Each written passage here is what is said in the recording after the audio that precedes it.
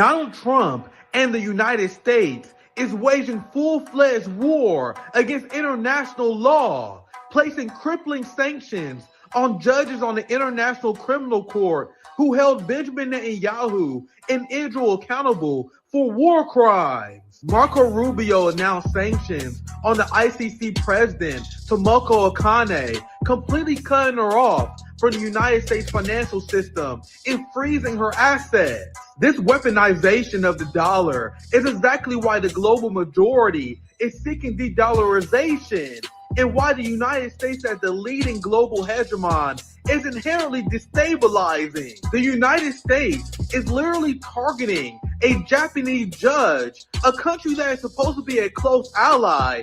Meanwhile, the only thing that Sane Takaichi can say about this matter is that it's very unfortunate and that she will continue to work with the Trump administration. Regarding the sanctions over ICC, International Criminal Court's chief, Tomoko Akane, the Ministry of Foreign Affairs has just issued a statement, and we find the situation very unfortunate.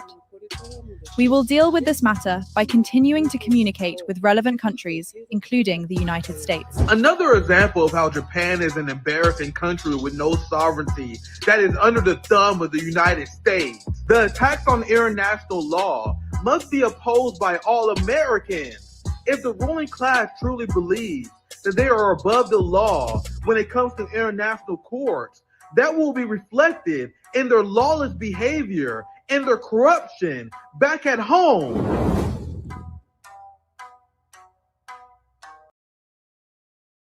China prosecutes another corrupt billionaire as formerly richest man in China, Xu Jian, is sentenced to life in prison in a Chinese court. He was found guilty of fundraising fraud, illegal deposit taking, security fraud, and embezzlement. Not only did China sentence him to life in prison for his corruption, they also seized his assets and demanded that his company pay billions of dollars in fines.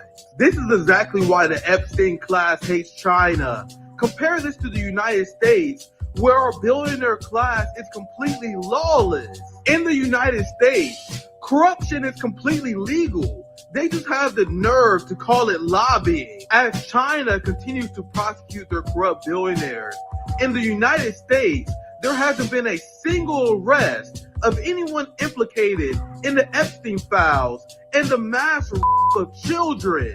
This is why the ruling class in the West considers China to be authoritarian, because they're a country of law and order who actually prosecutes corruption and don't allow sex trafficking rings to flourish in their country. What's poppin'? My friends, my family. We're back once again. You guys know I'm always in the lab cooking. How you guys doing, my friends? Compare the two ruling classes between China and what we have, the depraved ruling class in the West. The attacks on the ICC, it started under the Biden administration. Donald Trump just continued it and engaged in the ratchet effect regarding it. But in the West, we have our ruling class as fighting against international criminal courts in order to protect war criminals and people who commit genocide.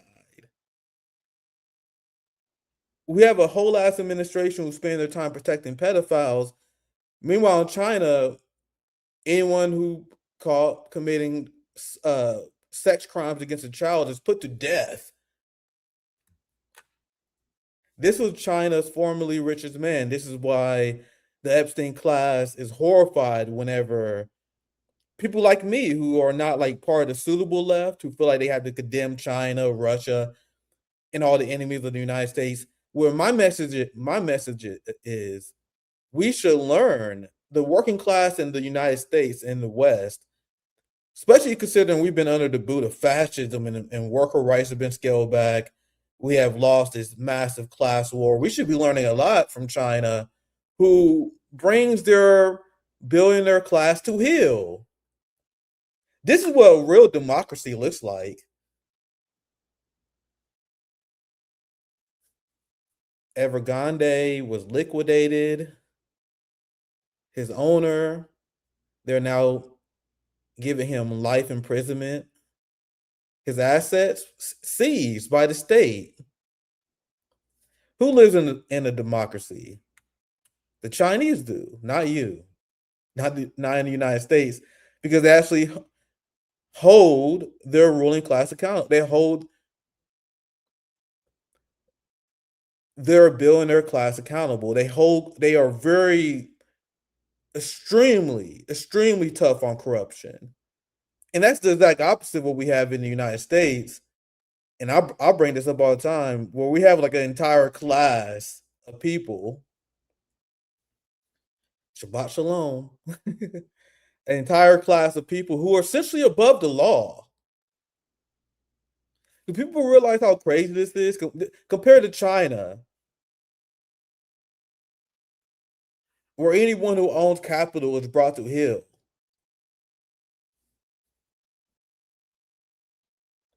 There's an epidemic, a wave of Jewish supremacist white collar crime, and they consistently get away with it. Like there was Israelis caught on pedophile stings that Donald Trump allowed to flee to Israel. So Israel is essentially like their get out jail free card.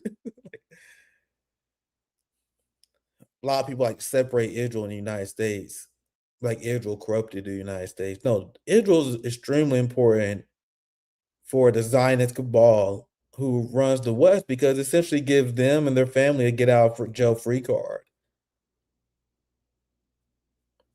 This is what true tyranny looks like.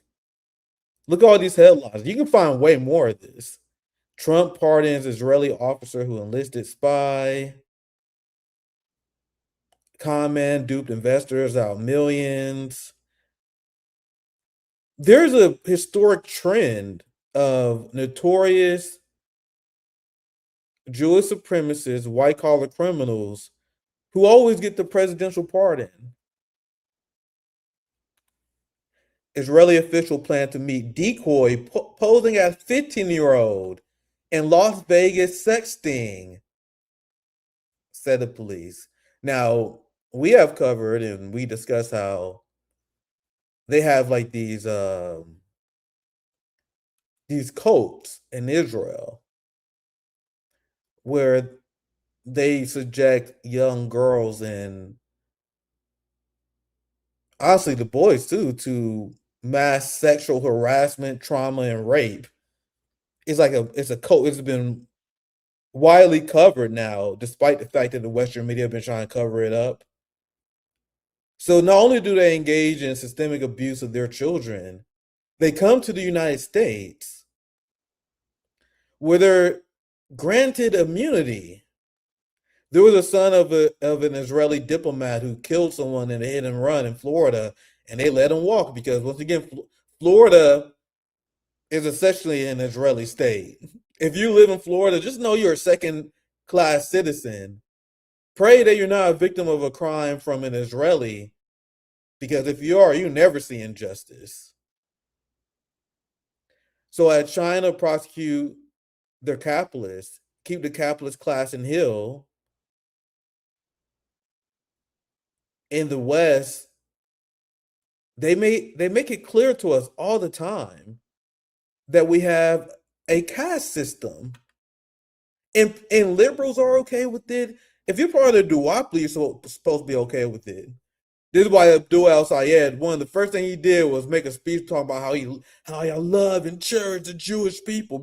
But they tell you all the time, like, bro, there's one group of people that's above the law, one group of people you can never ever cross. It's a caste system in a legal setup, and they know it. This is what make it extremely problematic. They know it too. So we have a problem where these Israelis would visit the United States. They will be tourists of the United States, and while they're in the United States, they're like, I might as well go on a mass raping spree. I might as well try to molest as many goyim as possible, because even if I do get caught somehow by the goy police, I can always flee to Israel, and there'll always be a situation where TSA accidentally lets them slip through. United States executive branch. I don't know what branch covered this, like DHS. I don't know, Customs Border inspections.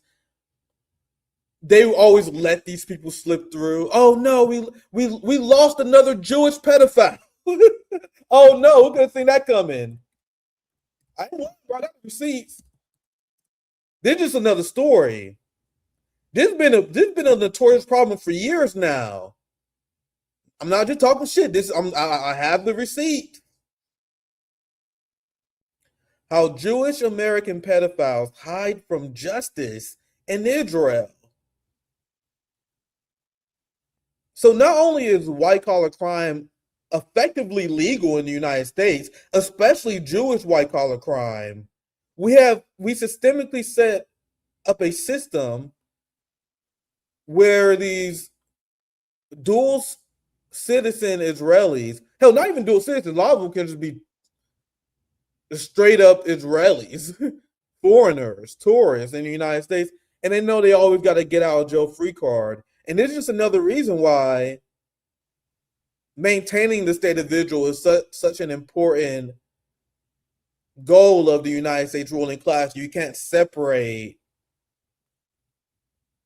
the Zionist agenda of the West with the Greater Israel Project, which is it's just a slight analytical disagreement I have with the anti-Israel right.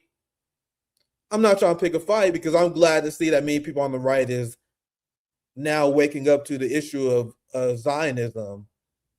But when they pretend that sweet little Israel corrupted America and they got America fighting against their own interests, America always fight against our interests, but what are the interests of the ruling class?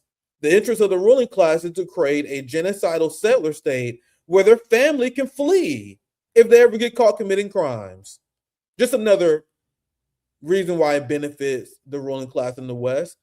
Keir Starmer himself said that.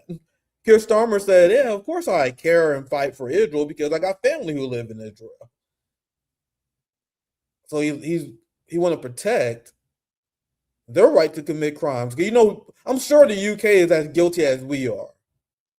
I don't have the receipts on the UK like I do the United States enabling this, but I'm sure it's a big problem. This is the story I was referencing. I believe this is it.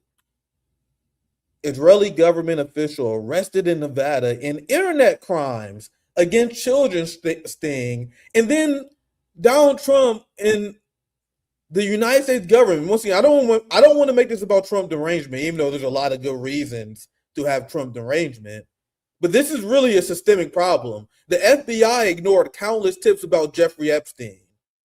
You had a Florida legal system that was avoiding looking into the Epstein case. Pam Bondi covering up for him. A lot of institutional swamp monsters in Florida protecting him using the legal system. You had J.P. Morgan Chase, Deutsche Bank, and a lot of these financial institutions that was providing cover for Epstein. You want to tell me they don't know what's going on here? We have systemic protection of Jewish pedophiles and their friends. Like if you're like a good goy like Lindsey Graham, I bet they probably provide some side protection for them. I'm not gonna make it only about genocidal Jews. I'm sure this applies to many of them. Like Lindsey Graham he probably had a few get out of jail free cards. I wouldn't be surprised if he got caught dealing some boys and got a get out of jail free card. Here's the super chat scene. I need to read some more chats. I know me and Zoya, we're going to cover a lot of them later. Hey, Nick, do you hear about the Jewish Canadians crying victim because the U.S. won't grant them refugee status? Bro, Canada is one of the most cooked Jewish supremacist states in the world. Like, I got to be very careful how I say this because it's always been a problem in the United States, but we've seen it escalate. I don't want to downplay the problems that we had with Zionism and Zionist retaliation in the United States for years, but especially when the mass college protests started, that is when you've seen just a mask off moment regarding free speech and demonstration against the government. But Canada never even really had that mask off moment because Canada and the UK, unlike the United States, they don't even pretend to really have free speech. Like it's like one of the things they don't even really pretend. Just like Australia, they're like, yeah. When people got upset with them arresting Palestine Action activists, they're like, we never had free speech here. You're mistaking us with a democracy. You're mistaking us with people in the United States who pretend. We never even pretend we do. The same with the UK. They're like, we never pretend that we have free speech. We will go after our doctors if we have to.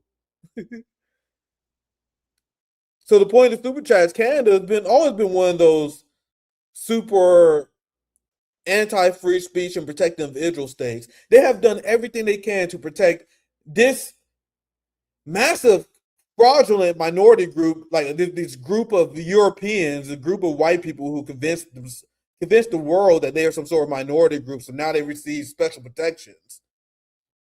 Never in a million years have we ever seen a minority group with the power and the institutional support that Western Jews have.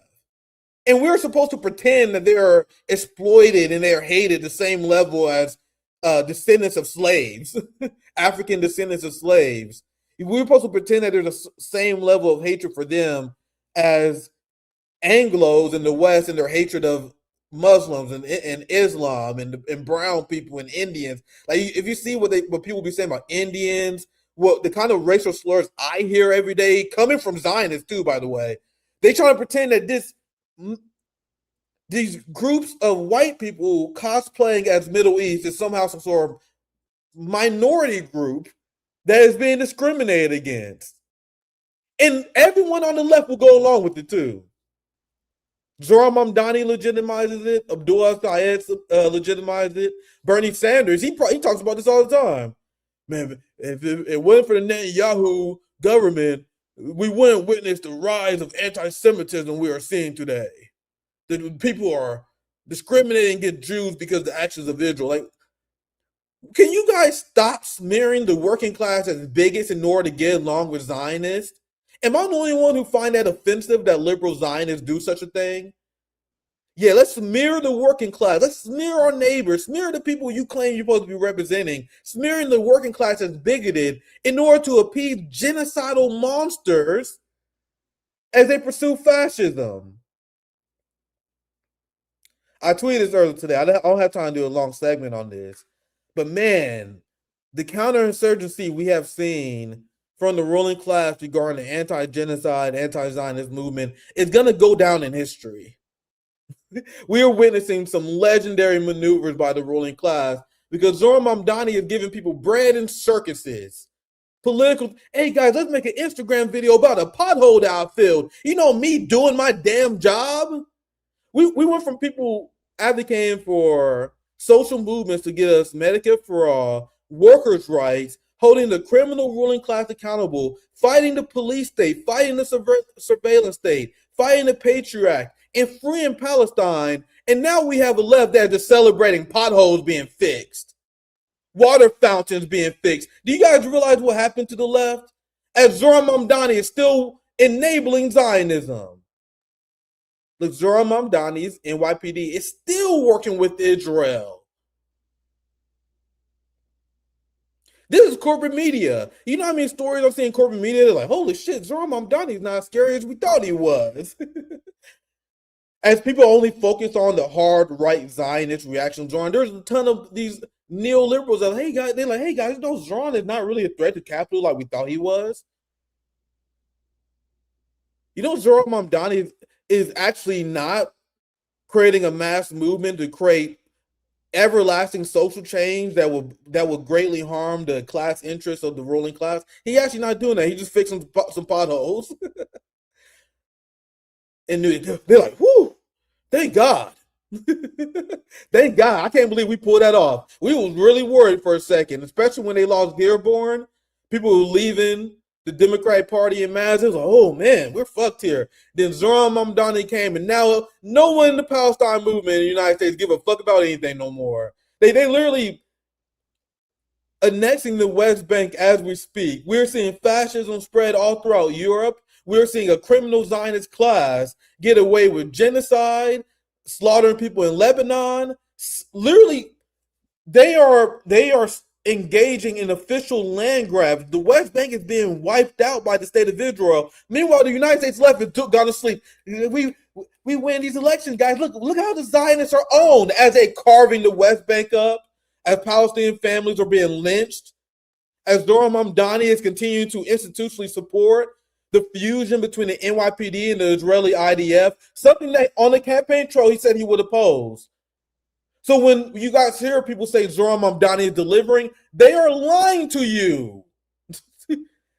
He accomplished a fraction of the stuff he promised, let alone all the straight up walkbacks. Zohran Mamdani used to talk about reining in the surveillance state in New York. Now he's helping expand it, saying that it's an important part of public safety. He said he's been a harsh critic of the NYPD infiltration with the IDF in Israel. This is one of the things that leftists was excited about him. They're like, man, having a mayor who's actually calling out NYPD coordination with the IDF, this will be a huge win. I know he's not perfect, guys, but this will be a huge win. How many times have you guys heard that? I heard that 1,000 times during the campaign trail. And what did I say? I had to be negative Nancy. I was like, guys, yeah, that sounds good, but he's not going to fucking do that. He gave no indication that he's going to do that. He said during the campaign that he's going to appoint Jessica Tisch. Did you think he was telling you guys this? But the Zohran media industrial complex, which is extremely strong, bro, we are treading water under their massive influence of them brainwashing the working class and feeding people tranquilizing drugs. If you talk to DSA people, they're pretending, they're like, guys, don't you know we're winning? Guys, we're winning as the surveillance state continues to expand with the support of Zohran Mamdani and the progressives. Remember, AOC supported the IHRA definition of anti-Semitism, which is why, and she's supported by a lot of Zionists for president. She will continue these things if she was to become president, vice president. So the Democratic Party is just like Donald Trump and MAGA, the party of the surveillance state, and the DSA politicians are 100% in support of it helping the neoliberals expand this police state because they don't want to turn off liberal wine moms in suburbia. And despite their own base showing polls that they rather spend more on social spending, they want to roll back the surveillance state. They want to tear down flock cameras. The ordinary suburbanites are kicking down the doors of city halls all across the country, demanding the end of flock cameras in the surveillance state. And the reaction of Zohran Mamdani is to create a more sophisticated surveillance state. I'll tweet about that. I was trying to show you guys the receipt, but I'll show you guys that before. Wonder if I can find it.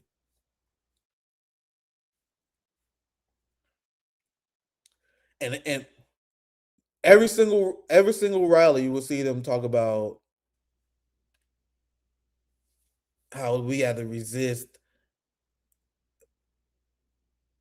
falling for and supporting the rising problem of anti-Semitism. They say that because they are doing their job to implement the upcoming technocratic state. That is not me exaggerating. Every single one of these DSA politicians are going on corporate media and telling you why they don't support defund the police, why as progressives we got to support giant police budgets. They don't even say, oh, by the way, I disagree with the slogan defund the police. I just believe, even though I disagree with the slogan, I think we should rein in the mass surveillance state, civil asset forfeiture, the militarization of the police. They're not even saying that. They're not even saying like the more liberal toned down position of mine, where I want to completely dismantle the militarized tools of the capitalist class and have real public safety which come back to the community and us taking care of each other. So if you was a Weasley politician, there's an answer you can easily say that will make it my job a little bit harder to explain to people why you're being a weasel. You can say stuff like, yeah, I disagree with defund, but I believe we should roll back all the civil rights abuses of Americans by flock the surveillance state. Palantir is very concerning. These databases of Americans, this is concerning. So even though I don't agree with defund, I think there's some reforms around the edges that we can have. That would be a much longer answer for me to decode why that's mostly bullshit. But fam, they're not even doing that part. They're not even pretending to be against what the neoliberal class wants to implement in the United States. I did a hotspot video about this a few months ago on how the Democrats released. Actually, I really do need to find this. The Democrats Project 2028. Oh shit, dude! I need to find this damn receipt. This is something I found in my history. I don't think this is exactly what I'm looking for. But the Democrats released their own Project 2028. I need to search my history to find this. And one of the things that was part of this Project 2028 plan was what Democrats called reining in big tech. So what they mean by that, and it sounds good, like, yeah, of course we need to rein in big tech. But what they actually mean is they're upset that companies like X, Meta, YouTube, Google as a whole is not doing enough to ban people who are critical of state narratives. So it's actually very clever marketing by the Democrats. But because you guys realize once the Democrats dominate MAGA bitch ass like they're going to, they're about to implement a reign of technocratic fascism we never seen before. Well, actually, let me chill out. They will just double down and continue what Donald Trump is doing. Because their messaging of quote unquote reining in big tech, meaning they want big tech to coordinate with our genocidal Zionists in our government in order to crack down on dissent. This was the part of the plan with Joe Biden taking over TikTok. Now, quick question for you guys. For all the people like Kyle Kulinski, Hassan Piker, you know, these quote unquote socialists and progressives who are loudly telling their audience, hey guys, I got criticism of Democrats, but we all got to admit that Democrats are much better than Republicans. We have to acknowledge that we much rather have Democrats in charge. Let me tell you guys, how many of those people are explaining this to you guys? How many of these people are explaining to you guys that the Democratic Party has a plan to implement straight up fascism and accelerate the merging between corporation and the big tech in the state in order to crack down on dissent? And this is what they're campaigning on. I'll show you guys a few receipts I dug up quickly to back this up. I got a lot to talk about today. Holy shit. But look, Dem back Project 2029. So I think it's called Project 2029, not Project 2028. Wants a tech clampdown that looks like Europe's. Bruh. You telling me that you want to model this off of the UK? There's actually an article I saw of a Democrat official saying that the UK model and Australia model is exactly what they're looking for. I think it maybe was Cory Booker. I'm going off the top of my head here. But one of them said that. They said that what we're seeing in the UK, what we're seeing in Australia, this is kind of what we as Democrats was to do in the United States regarding all these terrorist supporters, all these people supporting Hamas, Hezbollah, online. You got these people supporting Russia and Putin talking points. These are the people who they want to go after. If they are successful in doing what they claim they want to, you will see much more prosecutions, like the attempted prosecution of Joe Biden of Chairman of Mali of the Uhuru Socialist Movement. You will see them come after me.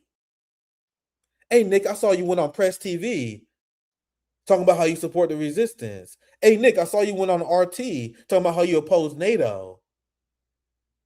You guys realize how scary shit is about to get because of the DSA NATO left and how the Social Democrats are enabling fascism? And the scariest part about this, which keeps me and Zoya, my friend Zoya, it keeps us up at night, is that we're the only media channel on the left that's clocking this. Everyone else, including friends of mine, are going along with this goy slop, turning into Zora Mamdani cheerleaders, praising these NATO leftists for winning these rigged elections. Everyone going to sleep at the wheel, cheering on the potential success, the guaranteed success of the Democratic Party. as the Democratic Party is aligning with fascists in Europe, the Labour Party in the UK, to implement fascism back at home. And AOC, who supported the IHRA definition of anti-Semitism, I'll show you guys the receipt of that countless times. Once she gained power, she's a favorite to win his presidency. And you guys people laughed at me when I said, I remember I said on this channel when I was talking to, I think, Jamal, I believe it was. Well, I said, hey guys, I think AOC got a good chance. Bro, the media class is already consolidating around her. She's posting thirst traps to win over the deeply unserious left that we're talking about. And even if she doesn't win, she's going to make a strong enough run where she can be kind of a kingmaker, when then she can endorse Gavin Newsom. What's that guy named John Ossoff, the Zionist in Georgia who opposes Medicare for all? I see everything that the ruling class is coming. Meanwhile, I'm witnessing people on the left just going right and falling right for this incrementalism, these tranquilizing drugs, these counterinsurgencies by the ruling class. We got one hell of a fight ahead of us, friends. Because the best I can hope for in this dire time of the left in the United States is more people to wake up to this con over time, as they're inevitably sold out by the DSA class to the surveillance state. Because name one progressive Democrat who spoke out against the censorship regime of the Biden administration. Show me one progressive who raised the red flags about the fascism we see in Australia, how Palestine Action is being targeted. Not one squad member said a thing about the doctors in the UK being targeted by the UK. Not a single one of the DSA left said a damn thing about Jill Stein, Dr. Jill Stein, who is facing trumped-up charges because she was assaulted by a police officer as she opposed genocide. And the DSA left is allowing Donald Trump to retaliate against an anti-Zionist Jew, Jill Stein. They are quiet about this level of fascism because Jill Stein isn't a Democrat. Because Jill Stein was critical of AOC. The same way they didn't say anything about Shama Sawant fighting against Adam Smith. So if they're not willing to say anything about for Dr. Jill Stein, despite the fact that she's being retaliated by the state, you know how quickly they're going to sell you out? If Democrats take charge and they criminalize anyone who they view to be sympathetic to Iran, Russia, imagine if they went after RBN. Imagine if they, once I plan on going to China. Imagine me visiting China, which is definitely going to happen, especially within the next few years, 100%. So imagine me going to China, and on my way back to China, I get detained by DHS. This is real possibilities. These are real things that can happen. Imagine if I visit Moscow. Imagine if I visit Iran. I was about to go with DDG, but I had passport issues. Fam, the second I leave this country and go to one of the countries I actually want to visit and report critically on the United States, there's a good chance I'm going to be detained on my way back home. Do you believe that the DSA, do you think Zora Mamdani, do you think Dr. Abdul Al-Sayed, do you think Hassan, do you think any of these DSA influencers, do you think they will say anything about you, me, or anyone who is not a diehard Democrat? They won't, because they already showed their hand. We've seen it with Dr. Jill Stein. What they're doing to her is insane, my friends. And what's even more insane about the story is how no one on the left, no member of DSA, none of them have any solidarity with Dr. Jill Stein because she's not a Democrat. Social democracy is the moderate wing of fascism we mentioned.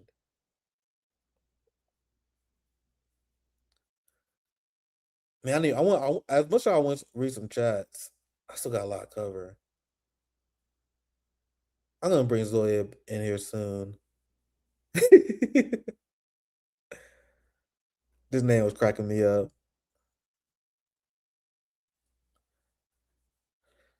Yeah, let me continue. We can read some more comments later. Yeah, I've been calling him Goy Donnie. I would not be. I'm telling you guys right now. I'm not saying she's gonna win, but I think a lot of people are underestimating how much the ruling class can pick wherever they want to win. And AOC is already making all the quote unquote smart technical moves in order to get support from the establishment. Bro, they're writing glowing articles about her. There's many segments that I don't have time to show you guys on my channel where they're praising AOC. Morning Joe is praising AOC. Bro, they are ready to prop her up. I'm not saying she's gonna win, but she's gonna have a strong showing. She's gonna have a strong showing, and she might easily be made vice president. We see. I'm not good at predicting electoralism though, so keep that in mind. Wouldn't be the first time I'm right regarding this kind of stuff. They have animosity not towards Dr. Joe Stein and Shaman. Not only them, anyone who is not a Democrat. That's why they despise me. They will never forgive me for leaving the Bernie movement and the Project for Entryism because I was a young, dumb Bernie bro who actually believed them when they said they win a political revolution. My bad. I also didn't see them supporting Nazis in Ukraine. I didn't see that coming either. Reach out to my friend Political Homemaker here. I would love to read more of the chats as I'm in the lab cooking. Yeah, I'm trying to focus on cooking right now. We're going to read some chats with Zoya later. I have a guest scheduled to come. He's in China, so who knows how the time zone is with them. Showtime. He lives in China. We're gonna speak more about China. Let's dive back to China because I was making this comparison. Let's lock back in, refocus. I'm just kind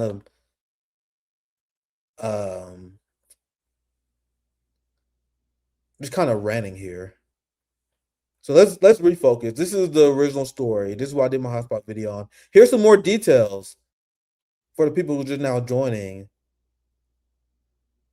Chu Jian, I believe it was. I practiced that a few times when I'm in my hotspot too. But once I go to China, bro, I'm telling you, I'm about to immerse myself, fam. Like my friend, my guest Showtime, I've been trying to talk to him about how to get China. Jason, he's trying to get me to China. Like, bro, once I go in China, I'm taking Mandarin classes.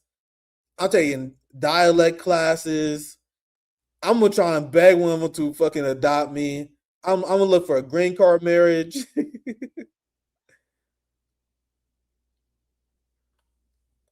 I'm in my 30s, so I'm like, hey man, is there anyone can help me with a green card marriage?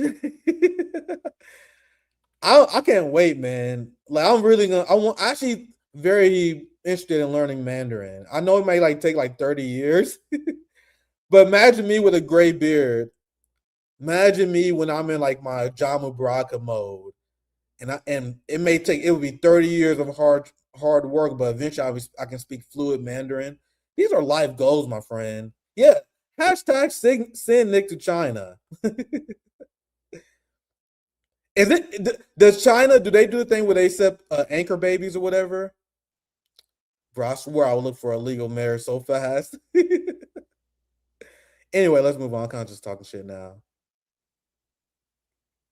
Now I'm dead serious. I wasn't fluent in Portuguese. Back when I trained jiu-jitsu, I told you guys the story many times before. I used to train at Brazil Academy, USA. I used to train with Ninja. He's a Brazilian jiu-jitsu black belt, very well-known jiu-jitsu expert and fighter. And I used to train with hardcore Brazilians. They speak damn near Portuguese in my training. That was the closest language I got to learn. I'm still very familiar with a lot of Portuguese phrases because of that. My time training with the Brazilians. A deeply cherished memory of mine. One of the funnest times in my life was when I was learning jiu-jitsu, bro. These people, they were purists, and I can't train with any of these Americans, bro. I can't train with these American jiu-jitsu guys. They're fucking garbage. I train with Ninja, bro. I gotta show you guys some highlights of Ninja. Look, dangerous guy and his entire jiu-jitsu crew. That was the fucking days, man. But I used to hang out with a lot of Brazilians back in the day. So Portuguese is my closest language. Spanish is but Mandarin is one I really want to learn. Zoya makes me want to learn Russian. I might force her to teach me Russian one day. Because China is a real democracy. I think this is a good time to get in the segment because we're gonna have our resident China expert join us soon here, hopefully. Our friend Jason Smith. I got his book, man. Oh, it's over there. Oh, I'm too old to get it. My back don't work like it used to. I got Jason's book literally right over there. He been on the show. I love Jason. American journalist in China, bro. If you hear him speak Mandarin, his shit is fucking perfect, bro. This man living a life. And this is him covering the story amazingly as he always does. Zhang Juyin, the founder of China Evergrande Group and formerly China's richest person, was given a life prison sentence by the Shenzhen court today. Meanwhile, we haven't prosecuted anyone implicated in the Epstein files.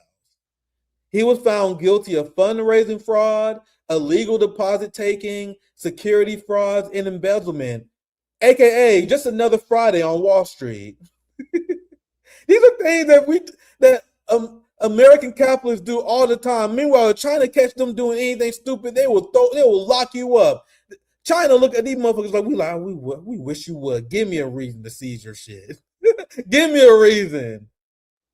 All of his personal assets have been seized, and his companies have been ordered to pay billions in fine. And a liberal will call this authoritarian.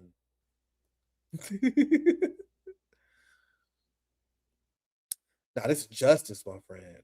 If this is authoritarianism, sign me up. I tell you, because I want harsh law and order for the ruling class, the Epstein class.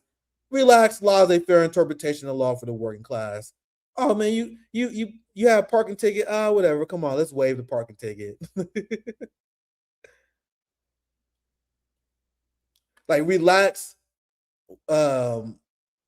Give the working class benefit of the doubt.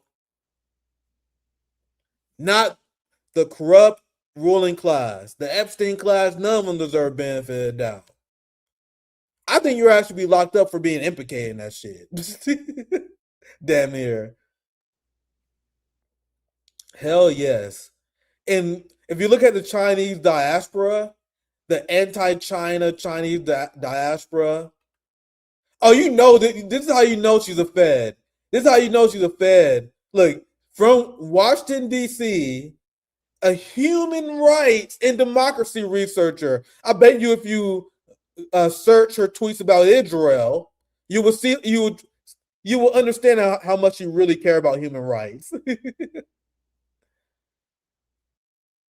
I actually don't know that much about this person, but come on, this reeks of intelligence agency. You say nonsense. You say funded nonsense. This is the kind of shit that like Democracy Now! Will fall for.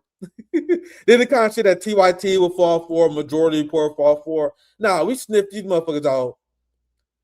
It's obvious I know who you are. Yeah. Human rights and democracy.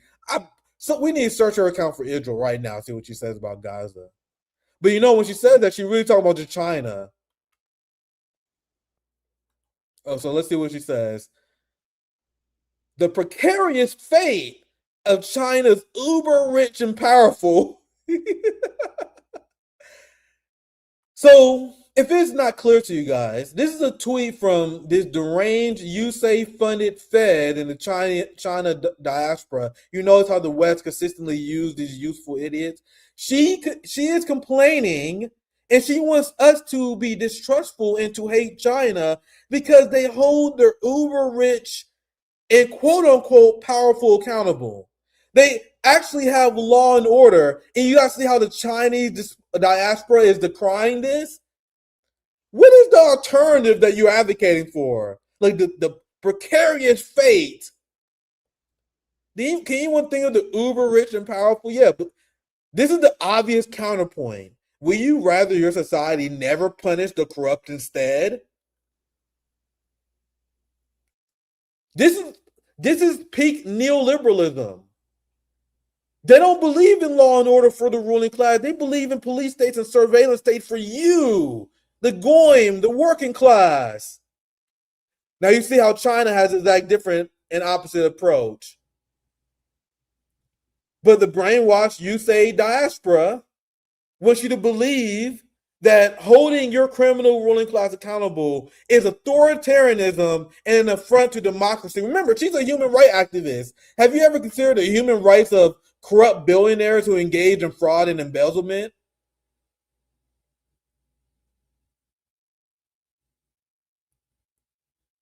This is a great explanation of their crimes because there was a lot of great responses to this person. Oh shit, I thought I had mine. Yeah, I said the anti-China diaspora wants us to feel bad for corrupt billionaires and hate China for holding them accountable. This is what they really believe. This is a fantastic thread that explains how the Marxist-Leninist government of China, their mindset when it comes to going after these people. And I'm gonna read it. This is a great thread. I can't wait to bring my guest in. We have Showtime, great citizen journalist Dana Burden will be joining us here soon. Look, China refused to bail out the Evergrande CEO because he crossed the 3 red lines established by Xi Jinping. These 3 red lines are a practical application of dialectical materialism, which the Communist Party of China employs to arrest unchecked capitalism. Here's what it entails. Red line number 1, the liability to asset ratio must be under 70%. This means that money collected in advance from home buyers cannot be counted as an asset to hide debt. This is crucially important because under free market capitalism, private developers engage in what Marx described as unchecked accumulation of capital to monopolize land.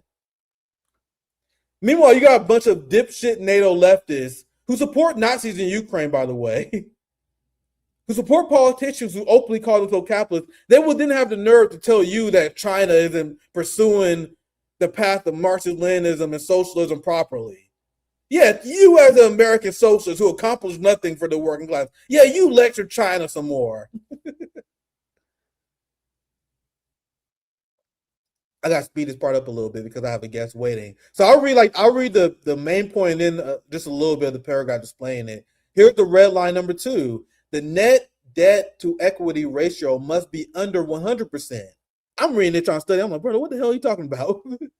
But let's read a little bit of it. This means that a developer's net debt, which is total interest-bearing debt minus cash reserves, cannot exceed the total equity, the owners and shareholders' actual capital in the company. In classical Marxist theory, when a capitalist uses a extreme debt to equity ratio, like the 300 to 400% seen in Evergrande's case, they are creating fictitious capital. This is incredible. A tiny shred of private wealth is being used to control an enormous pyramid of social resources. You guys see how the class antagonism in China is managed and handled by the dictatorship of the proletariat, by Xi Jinping and the Chinese government. This is what the working class should strive for. I'm not saying China's perfect. China wouldn't tell you China is perfect. But if you're on the left in the United States, if you're on the left in the West, and you are living under fascism, as we explained, how can you not look up to the model that in the guideline that China and the revolutionary leaders laid for us? This is how the West fraudulent system operates. Imaginary values. My friend Zoya. I'll read this last one. I want to bring my guest in. I've seen his work and I covered his work. I followed his work for a while. Showtime. He's been on Twitter Spaces. He educated about China. We're gonna bring him in soon. Here's the third red line that is formerly richest man in Asia, who's now being sentenced to life in prison. The company assets is being seized. Here's the last one. Cash to short debt ratio must be at least 1 times. Whatever the fuck that means. Let's dive into this. This simply means that a developer must hold at least $10 in liquid cash for every $10 of debt that is due within the next 12 months. Understand that this restriction is in place because capitalist enterprises often run on a perpetual rollover cycle, borrowing new money today solely to pay off yesterday's debt without ever holding actual liquidity. Karl Marx analyzed this in Das Kapital, Volume 3, as the ultimate stage of financial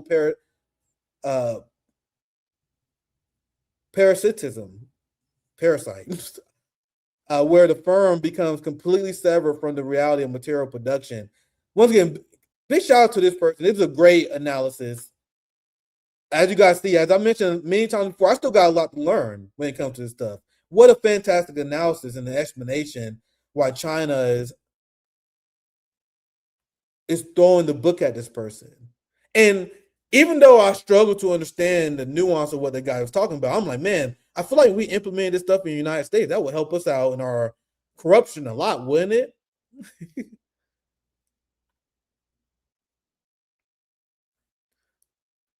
Meanwhile, compare this to how the United States handled the 2008 financial crisis, which I covered, how Obama enabled and hired Eric Holder as an agent of Wall Street in order to let devious white-collar criminals who engage in mortgage fraud, they force signatures, often targeting elderly Black families. This is what led to the collapse of Black wealth, was the criminal behavior, what our capitalist class did in the West. So compare that to what China's doing. After the U.S. insurance giant AIG helped taint the American economy in 2008 with its reckless gambling and accounting frauds, the chairman of AIG, Maurice Greenberg, interesting, filed a $55 billion lawsuit against the federal government for not giving him a big enough bailout. And he won. Who could have seen that coming? Maurice Greenberg sues our government for not giving him a bailout, and our system allows him to win. Compare the difference between these systems. Meanwhile, people call me a campus because one system, to me, is clearly better than the other.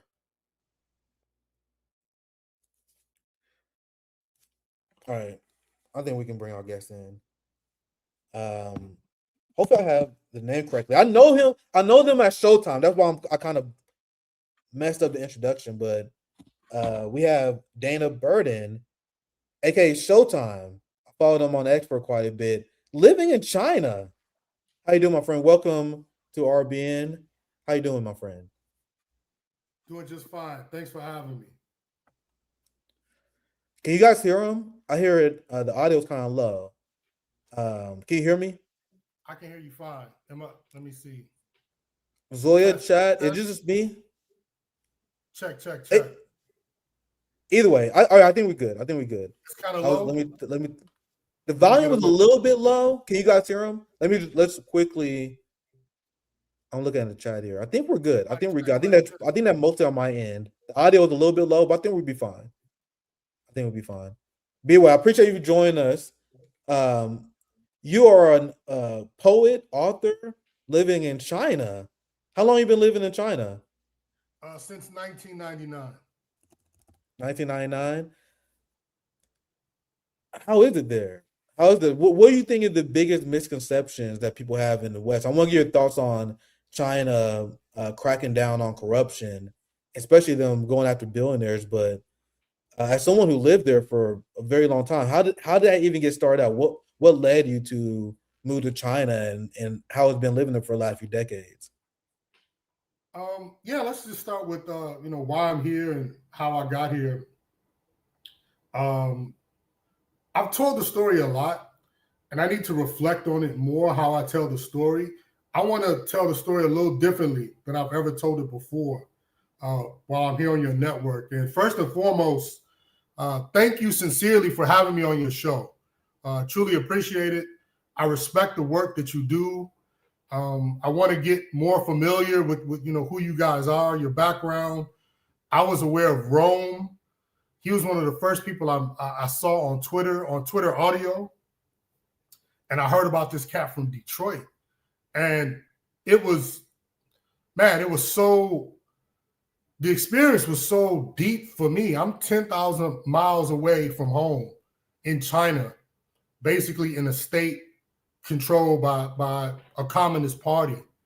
And I'm listening to this brother on audio that's back in my home in Detroit. And he's talking about Marxism, Leninism, and he's waving like the Soviet flag, and he's got this Russian hat on, and he's in the hood. So, and he was like banging on some people on social audio. They was debating and arguing. So that was my introduction to Revolutionary Blackout Network, and then I've seen your work. So thank you again for having me, just to introduce myself and tell my background. And I tell a lot of people like the story, the pull factor, why I came, because I heard about China through Malcolm X and the Black Panthers. But I want to talk a little bit about the push factor, what kind of propelled me to come here, and the conditions that I grew up under in Detroit. So I was born and raised primarily on the west side of Detroit, in a place that's called Russell Woods in the 13th district. So majority of my life is in the 13th district of Michigan. And that district is pretty famous. It's actually the poorest district in the state of Michigan. And it's one of the top 5 poorest districts in the entire country. And as a child, I was over on, first couple of years was on the east side in a place called Conant Gardens. This is where, Jay Dilla is from. I don't know if you can see my t-shirt. I still got my I Love Dilla, Jay Dilla. I got this from Ma Dukes in Detroit on the first Dilla Day, 2006. But he's from Conant Gardens. And that's the place where Donald Goines in the 70s would write his novels about poverty and crime and pimping and all these things. And my mother was in that community, and she told me that she actually was one of the characters in Donald Goines' novels. And so that's the kind of madness that I grew up in. For people that don't there's a lot of people who have no idea who Donald Goines is. But if you've seen any of the 1970s Black exploitation films, most of those films come from the writing of Donald Goines. They were made into movies. And it's a place that a lot of crime, a lot of brutality, a lot of injustice, a tremendous amount of corruption of the soul and spirit, but also a spirit of revolutionary optimism and a spirit of, by any means necessary. It wasn't just, I wouldn't just say optimism. It was that we didn't have a choice. A lot of people to embrace a revolutionary spirit. This is a place where you really couldn't find justice. So people had to take justice into their own hands. And there's a lot of vigilantism in the communities where I grew up, where people would have to fight the police or have to do the policing themselves. And one of my loved ones, just a random anecdote, when I was younger, actually before I was born, one of my loved ones was violated. They was violated by a federal employee, actual postal worker. And the postal worker basically lured them into an attic and SA assaulted them. And they felt that they could get away with it, because, it was poor people. But I guess somehow that person knew, because actually, even though they committed the act, right after they committed the act, they said, I'm a dead man. And sure enough, that person ended up dead. And that's the kind of community, that I was raised in. It's just like people had to take action to defend themselves. When I moved, in the Russell Woods area, this is when the crack epidemic really flourished and exploded. And I went to school at a school called Bernie Middle School. I was on Glendale and Petoskey. And I'm saying this, hopefully Rome will check it out. He will know the details as well as other Detroiters will know. That's over near D Block, the Dexter Davison area. And the middle school, Bernie, was a couple blocks away from the Martindale projects. And it was the gangsters from the Martindale projects basically took over my school and started recruiting kids to be drug dealers at the middle school. And they started this gang called YBI, Young Boys Incorporated. And they were basically the first documented gang in America to exclusively recruit children to sell dope, because they realized if the kids got busted with the dope, they wasn't going to do hard time. They could get off. And so there was a cat named Barry Michael Cooper from New York who hooked up with a sociologist from Michigan State that was doing research on the kids in Detroit and the level of crime that was going on. About 1,000 murders a year. It's like 300, 3 murders a day at that time in the 80s. And they wrote a story called New Jack City, Detroit Killing Its Own. And that story was about my neighborhood and YBI. That later became the script for the film New Jack City. And so it's this environment where I grew up with all this crime and this violence and corruption that also had all these, revolutionary leaders that I would come to learn about over time. The Black Panthers, Malcolm X. As well, I was inspired by hip hop. I got Chuck D right here. I got into Chuck D and Public Enemy, and they talked a lot about Malcolm X and the Black Panthers. And so this was the beginning of my consciousness and learning about China through hip hop to Malcolm X and the Panthers that talked about China that got me to seriously think about coming over here. And everything that I shared, that background, excuse me, let me stretch my legs out. Good. Everything that I talked about, that connection with the drugs and the violence and the revolutionaries, that's what really brought me to China. And this is what Malcolm X spoke about. He talked about coming from the same community, same environment. He saw how China responded to chemical warfare by imperialists who invaded their country, flooded it with drugs, and they fought back and had a successful revolution. And he talks about that in the autobiography. And he speaks so much about China. And so it's from that common experience that I wanted to come to China and see for myself what was going on over here. And I've been here since 1999. Yeah, man. Detroit to China pipeline is definitely a rare one. But you grew up in the same community as my brother, my leader, Rome. And that's why it's great to finally have you on, because it was a long time coming. We chatted before.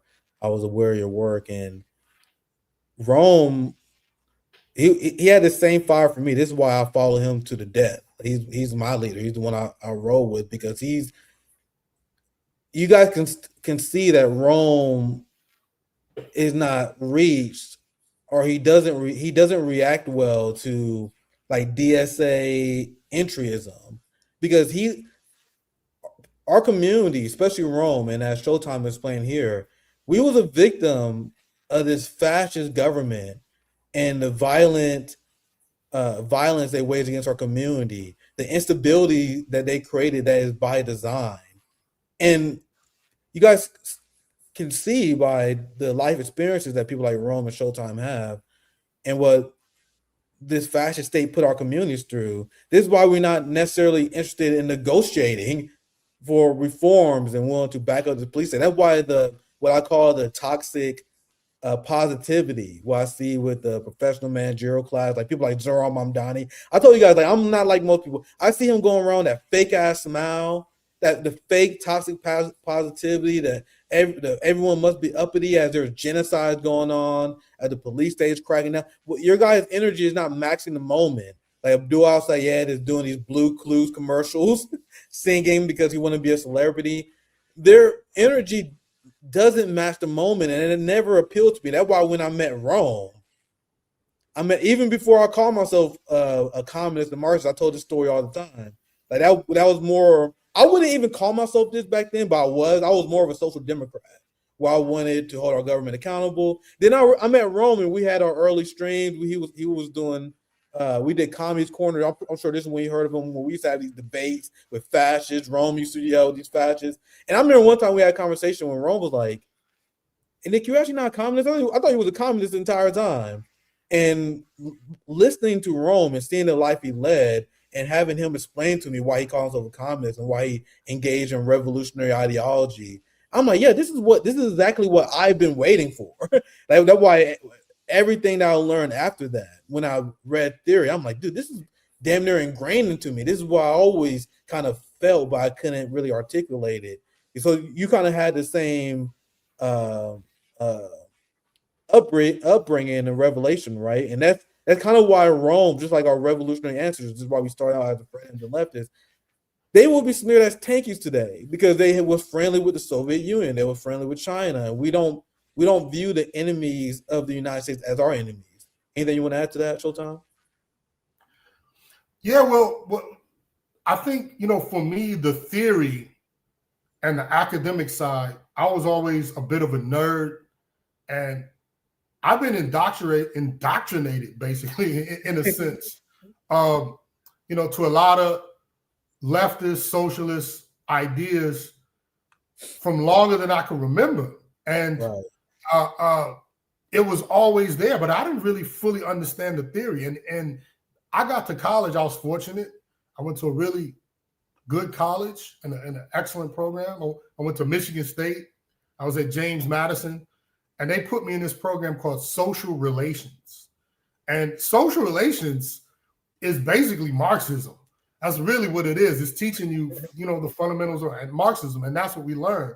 They just, dressed it up in a term that will be more acceptable to the mainstream. But even when I got to China, a lot of the Marxists, Leninists, Maoists, Stalinists, Trotskyite, all these different lines and much of the theory, despite reading it, it still didn't penetrate. I didn't even know what I understood what imperialism meant, or at least I thought I did. I was even teaching a class in 1999 on culture and imperialism, but I didn't know what an anti-imperialist was. Someone was like, "There's this guy, he's an anti-imperialist, he wants to meet you." And I'm like, what the hell does that even mean? That doesn't mean anything to me. Like, you calling yourself this doesn't, And the point I want to get at is, the theories and the names, all that stuff is secondary. It's the spirit of the people, the actual spirit of a human being, their level of consciousness and their level of experience with material reality is what fundamentally is most important. And when I engage with anyone, it doesn't matter who it is, what party or organization. I really don't care about the labels or the stigma attached. I'm going to assess people. I'm going to meet them where they are on the basis of their knowledge base and what they've been through, and assess them accordingly. And, weed out the good from the bad and work with those that want to be worked with, and not get distracted by the labels.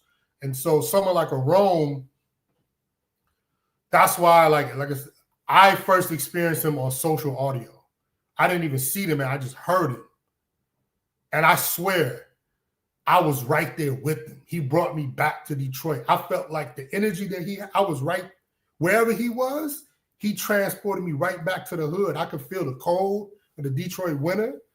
I could hear his voice. I could feel the hunger in his voice. I could sense the sense of urgency. I could feel the violence in the air. I could feel the trauma, and I could feel the drive. And these are things that, it's very hard to fabricate, especially for people that know. you'll know immediately when you're dealing with a real one. Exactly. And you can separate and parse out the bullshit. And I think, that's what you're talking about is like some of these people, they're not cut from that cloth. They came up from a different environment. And so they're not going to know how to relate to the lumpen proletariat and know how to relate to the least of these people really in poverty in the streets. So, it is a rare voice. And it's usually voices like this that get snuffed out and taken out first. Yeah, man, you're speaking my language, man. You speak my language. And you guys see why I view, and like the suburbanites, the boutique left, they are so surprised when I tell you guys I'm unimpressed by like Zoran Mamdani. I'm unimpressed by Abdul. I see these people, and you guys see how easily I snatch Ro Khanna's law degree, how I take these people's degree away. I am unimpressed by them because I have an example of what a true revolutionary is supposed to be. Rome, like compared to Rome, like, have I ever had to fight against Rome regarding him supporting Nazis in Ukraine, for example? Have we ever called him saying some incrementalist entryism nonsense? So people pretend I'm being like a hard ass on a lot of these like progressive politicians, but it's the same standard I hold Rome to. Rome will kick my ass if I ever repeat some shit that we heard from the DSA. We hold each other to the standard. So I see these leaders that they prop up, and I compare them to my homie Rome. I'm like, these people are garbage. Abdul El Sayed, all these progressives are garbage compared to my homie Rome. Because when you meet him, we just met a lot of homies in Chicago. I met a lot of my homies in the Green Party. Going to your point of like, I'm not focused on the labels. I have the label. I'm pretty confident where I fit in. I'm a diehard Marxist-Leninist, but I would do good with anyone who want to do good. And I'm in the middle with anyone who's a revolutionary spirit. And you will see it when you meet Rome, when we meet with Green Party. Rome is that 24/7. That shit doesn't turn off. Like, there are a lot of people who have personas. A lot of people who that shit turn off. Bro, when you around Rome, he's talking nothing about revolution. He's talking about helping people. What's the next person we want to help? How can we raise money for our next mutual aid? Like, it's always something, and that's kind of energy that's infectious. That's why whenever I hang out with Rome and I come back, that's why you always see me sparked up and fired up. But with that said, we got special for you guys today. Rome, let me know if you're ready. We got the homie. Rome was actually about to pop in. This is perfect, man. First of all, I want to say thank y'all, but you just muted me, Rome. Thank y'all. I'm humble, but Nick, I can't kick your ass, bro. That shit ain't happening. That shit ain't happening. I got, what I'm saying, it's gonna be a nice little squabble. Yeah, hypothetically kick my ass. Theoretically kick my ass. But yeah, I hear what y'all saying, man, and hey to everybody in the chat. But yeah, because to keep it real, like I was just explaining to somebody in the Green Party, like, life is too short for us to be sellouts. You know what I'm saying? Like, to be a revolutionary, you know that your time is limited. You know that you only got so much time to actually get out what you want to say, what you want to express. Like, they just kicked me off Twitter again. And I'm gonna continue to get kicked off. I'm gonna continue to say what the fuck I will, because if I can't be free to myself, you know what I'm saying, how can I spread freedom or preach freedom and liberation to anybody else if I'm holding myself back? And at the same time, yes, you know what I'm saying, there's things that you can't do. There's things that you can't say on certain platforms. Of course, you got to know how to act accordingly. But when it's time to put in that work, then we got to be real. We got to be honest with ourselves. Like, I always tell these people, like, I am a grandfather now, and I can't even expect, I can't even think about how the world would be if we was just to quit right now. If we was just to say, I give up, there's nothing I can do, and we was just to go into this neoliberal mindset to where we become defeatists and we start to not only feed in, but start to oil the machine to keep this shit going itself. And I would rather be, against this shit, because everybody, look at all the leaders that we look at right now, all the freedom fighters that we look at right now. They were socialists, Marxist-Leninists, anti-American, whatever the hell you want to call it, but they were on the right side of history.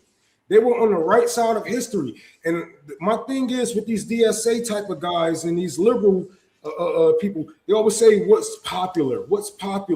Yeah. You know, we got the normies won't get this. I don't give a fuck what you don't get. I don't have patience for you to, you know what I'm saying, for me to tiptoe around socialism and communism. No, we're going to compare this shit right here. How is your life like? What's your life like? And I'm going to compare it to what it should be in the 21st century, in 2026. Because there's no way that you should be going without food. There's no way you should be worrying about, clothing your kids, or, starving the next day. Or can I pay my rent? Can I pay my mortgage? Can I pay my car notes or car loans? Whatever the fuck it may be, you should not have to worry about these things. And like from the simplest things, like people make communism look hard to push, but that's just a CIA op. It's a CIA op. Communism is one of the most easiest things to push upon the people.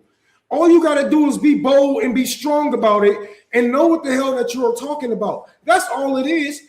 I talk to these people blatantly and tell them that I am a Marxist-Leninist. They ask me, what is that? I say, I'm a communist. They say, communist? You know what? I heard a lot about communists, but what is a communist to you? And I get this happens all the time, by the way, guys. And this is like they make it seem impossible.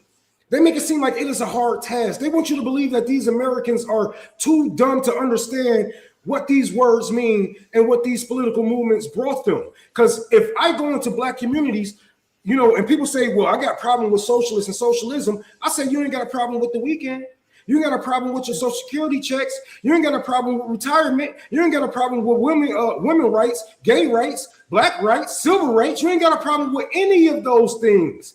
But you got a problem with socialism, because without socialism, you wouldn't even have these things, because with pure capitalism, they will still have your children in those mines. They will still have your 11-year-olds in those factories. They will have your women building warplanes and call it fucking women power, And that's the shit that we have wrong. That's the shit that our ancestors had kept alive for us to push. Like, I know it's going to be hard to do it, but it ain't fucking impossible. It ain't as hard as these people are telling you. And what they want to do is they want to throw water onto your revolutionary spirit, because it's nothing but fire. Revolutionary spirit is fire that's in all of us, and all we need is a spark to get it ignited. All we need is that one little spark, and it might not be Rome, it might be Nick, it might be Sabby, it might be JB, it might be Showtime, whatever it may be. All we need is a spark, and they know it, they see it. So when this spark happens, and they see the flame in your eyes, and they hear the passion in your voice, and they see that you are not only organizing but mobilizing your community, they want to throw water on it and drench you down to make it seem like, oh, whoa, let's slow down here. Maybe we should just take over some offices, and maybe we should run local, and I'm gonna run you around these things to slow you down, because I know you on a path to liberation. But thank y'all. I want you in here. Anything you want to add, Showtime? Well, when the brother talked about how they try to make it sound, seem impossible, that's one of the most common misconceptions. And this piggybacks off the question you asked, like, what are the biggest misconceptions about China? I think one of the biggest misconceptions is they really want you to believe that the revolution never even happened in China. And they do that by just not talking about it and not educating people on what actually happens. So it gets to the point where you don't even realize a revolution took place. And this is what Malcolm talked about, why he was so inspired by China. He talked about that revolutionary process. And one of the things that I learned is, living in a country that had to go through a revolution and studying that history and living and breathing and struggling with people that actually lived through that, and their children and their grandchildren. Like, I'm seeing firsthand the consequences of a revolution. And I learned that on one hand, it just seems like they defied the odds, they defied history, but it happened, and they did it. And if you can study that, how it happened for them, most people, when they think of China today, they think of China as a strong nation. And so it's hard for them to have empathy with a nation with 1.4 billion people that's so strong to even imagine that they were oppressed and they were weak, and to understand just how bad the conditions were. But in 1949, the entire nation of China had the GDP of Haiti. That's how impoverished economically they were. Their most prime real estate across the entire country, all of the coastal cities, were completely dominated and occupied by foreign powers.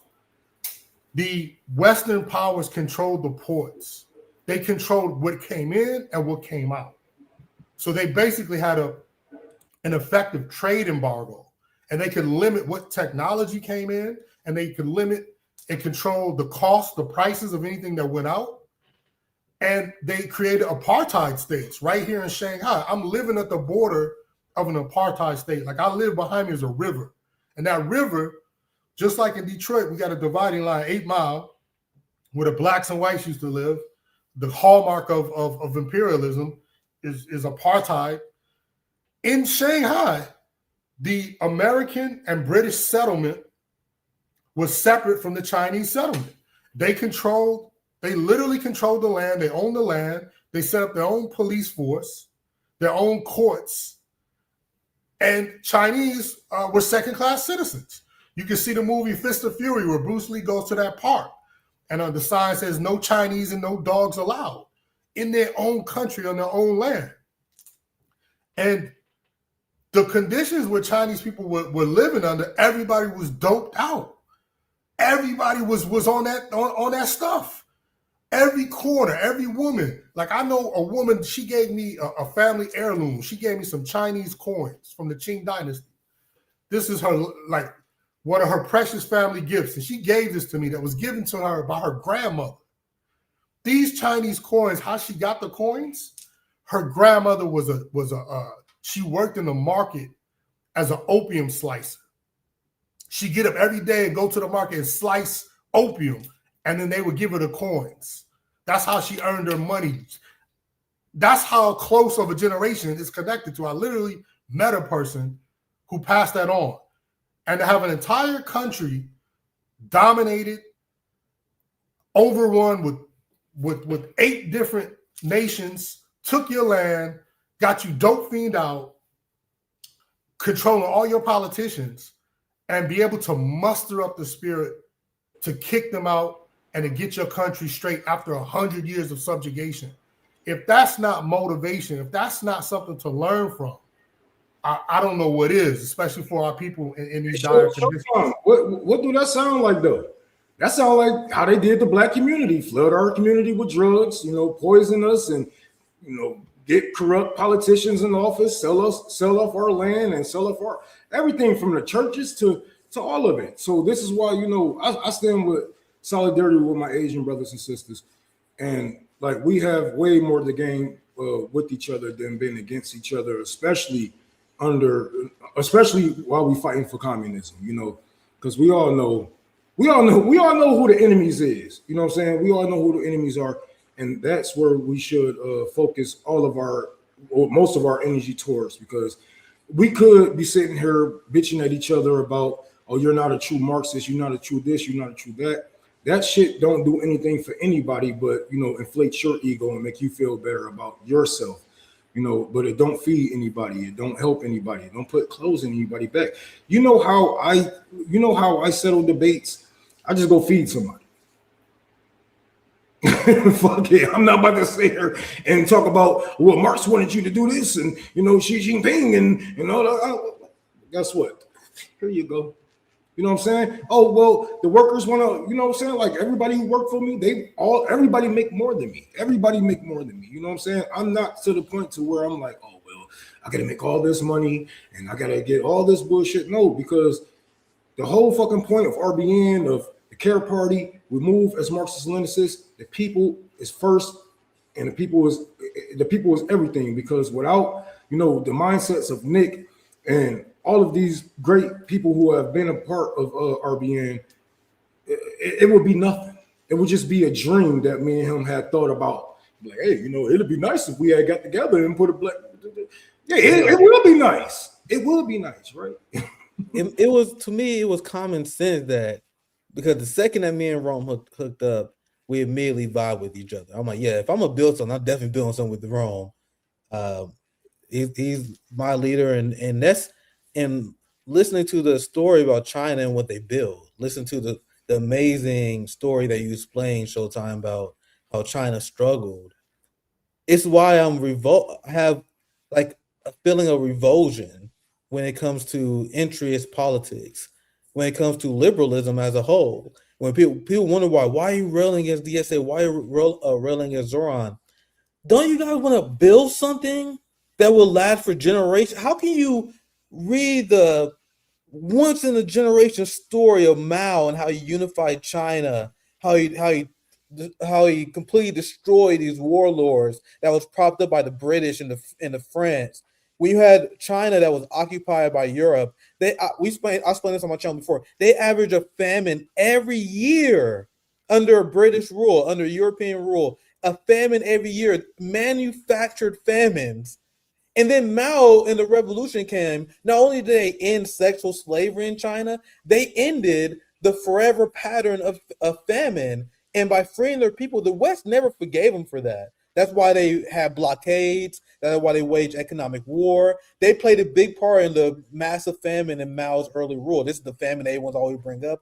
But after that famine, after the adjustment that China made, and also because of bad luck, because of natural disasters, after that, they ended the tradition in yearly famines. You can look this up. Since the 100 AD in China, they had over 1,800 famines, recorded famines that happened in China. 1,800 throughout all the dynasties, throughout all the Western rules. Mao in the Chinese Revolution ended that. It ended the systemic Chinese cultural pattern of famine and starvation. Now you see the new generation of Chinese coming up, bro. They're huge. Have you seen their Olympians?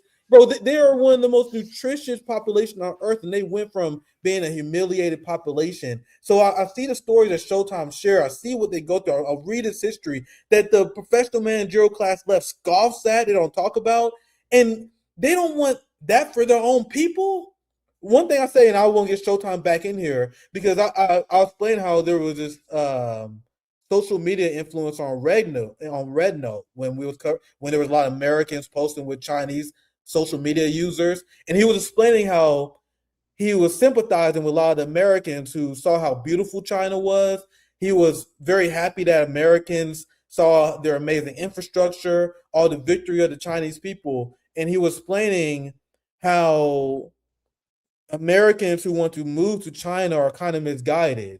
He was like, fam, you realize that we went through a century of humiliation? He like, do you realize how much my people have struggled to get to where we're at right now? He made a video. And this video lives rip free in my mind. He like, guys, I sympathize with what you guys are going through. Understand why you want to move to the most advanced country in the world now. But we got to where we are at right now because we struggled, we suffered, our ancestors fought and bled to get where we're at right now. So when I see reformists, when I see Zoran and DSA, you guys see why they felt with a sense of revulsion at their unwillingness to build anything. They want to infiltrate and manage a corrupt capitalist genocidal system.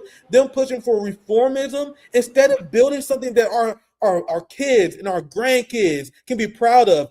I want to build something in 30 years. My nieces, my future kids, my children, they can be like, man, thank God that my father fought for this, because that is what the Chinese working class say. Thank God that our ancestors went through the struggle to reach where we're at right now. And we should want that struggle. I want to get Showtime, Rome. I saw you on mute, Rome. Anything you guys want to add before we move on? Showtime, anything you want to add? Well, Rome was talking about how that the conditions in China sounded just like us. And I was telling, in the beginning of this interview, I talked about my story and how the film New Jack City was based on the community where I grew up in Detroit, over there in Russell Woods.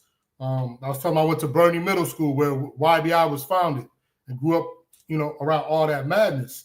And in the film, and I'll show you how like the revolutionary consciousness can be seated in unlikely places. It'll spring up to spark a mind. In that movie, my favorite scene is when Wesley Snipes is on the stand and he's being indicted for his crimes. And he goes into this rant about, we don't have no helicopters in Harlem. We don't have any factories that make Uzis in Harlem. How do you think and he's indicting the system and explaining how the system is involved and there's no pushback. There's no one holding the elites accountable for their perpetuation of the system.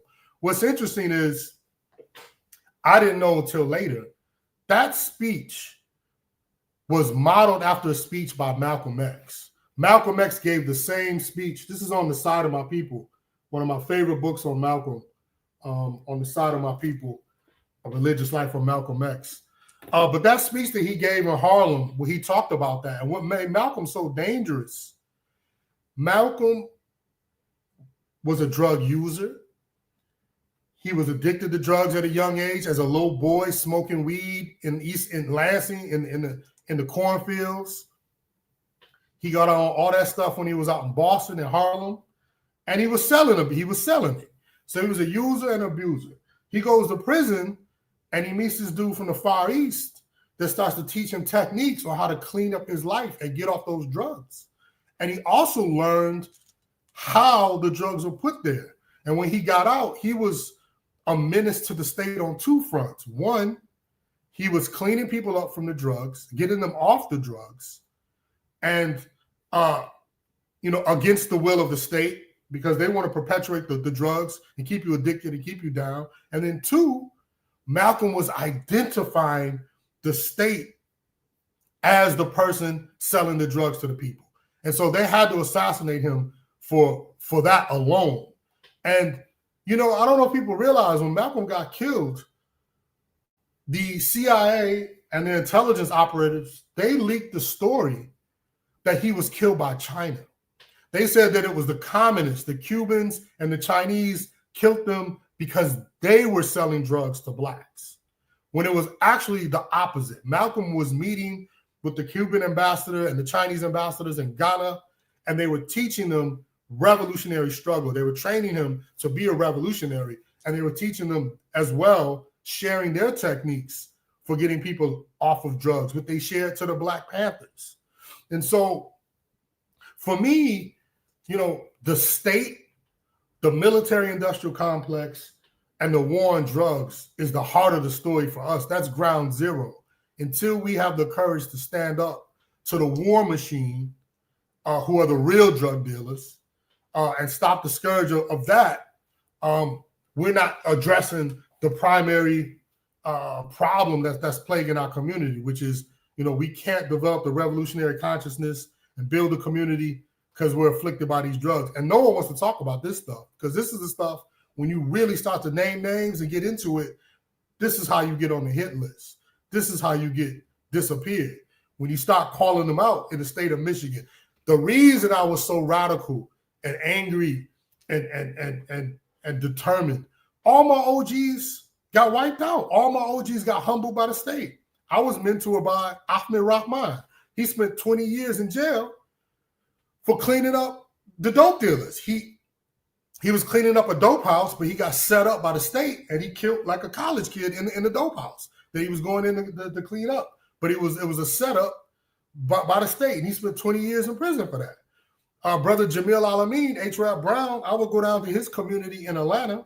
He's the only man in the history of America to be on the FBI's most wanted list twice, as a Black Panther, and then when he came out with Jamaat, with the Ummah. And he set up his community, Dar Islam, in Atlanta. And I would go down to Atlanta, to his community, and you would see the poverty, unspeakable poverty. And here this man was fresh out of prison with 20,000 men who took a pledge of allegiance, a loyalty, to stand with him to the death. And the first thing they're doing is cleaning up the drugs, getting people off drugs, cleaning up the community. And in the end, they try to assassinate him. and he has to, him and his people had to defend themselves and get up out of there. And he dies in prison. And the whole time, all these people are trying to do is fight against the scourge of the drugs. So damn straight, like Detroit and these communities sound like China. It's the same process. And I learned that. And that's why I was able to build like a revolutionary connection with the people over here that's rooted in reality.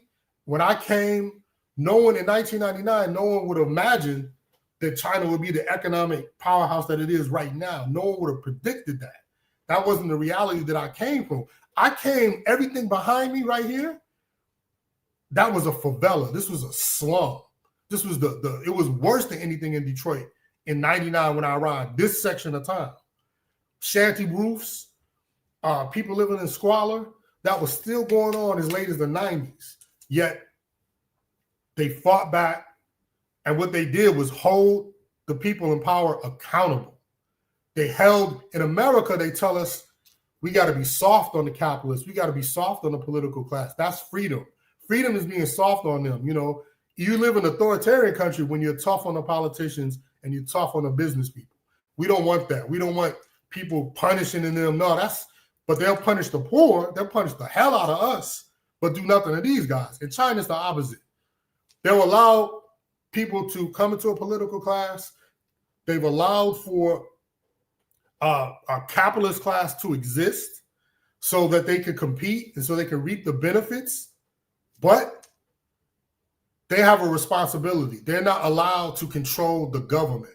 They're not allowed to take the wealth that they have and not redistribute it. And so that's what they come in and check.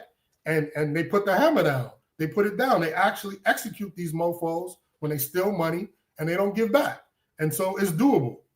So that's what I learned about what they're doing right, holding people accountable so you can actually get the results that we should be seeing in a Detroit or Chicago, where we have this, inequality and poverty and extreme measures. We got to hold people at the top accountable. Someone has to do it. Set that example. Showtime. I was just speaking on this, and this is why I say I'm not with the tax the rich club.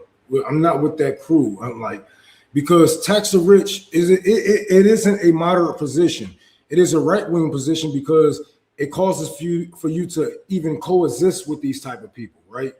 Like, if the billionaire class, these elite, I call them the parasite class, if these people are doing the same things that these American billionaires are doing to the government in China, knowing the repercussions, knowing that you can face death, knowing that you can face life, and this is real. Like, this isn't just some bullshit that America say, like, oh, if you do this then we will retaliate.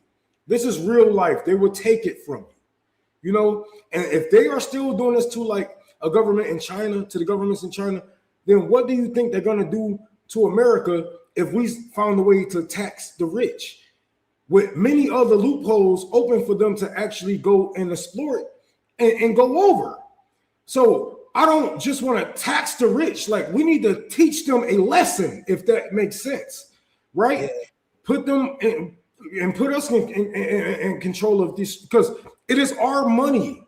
Elon Musk get the most welfare money out of everybody in America.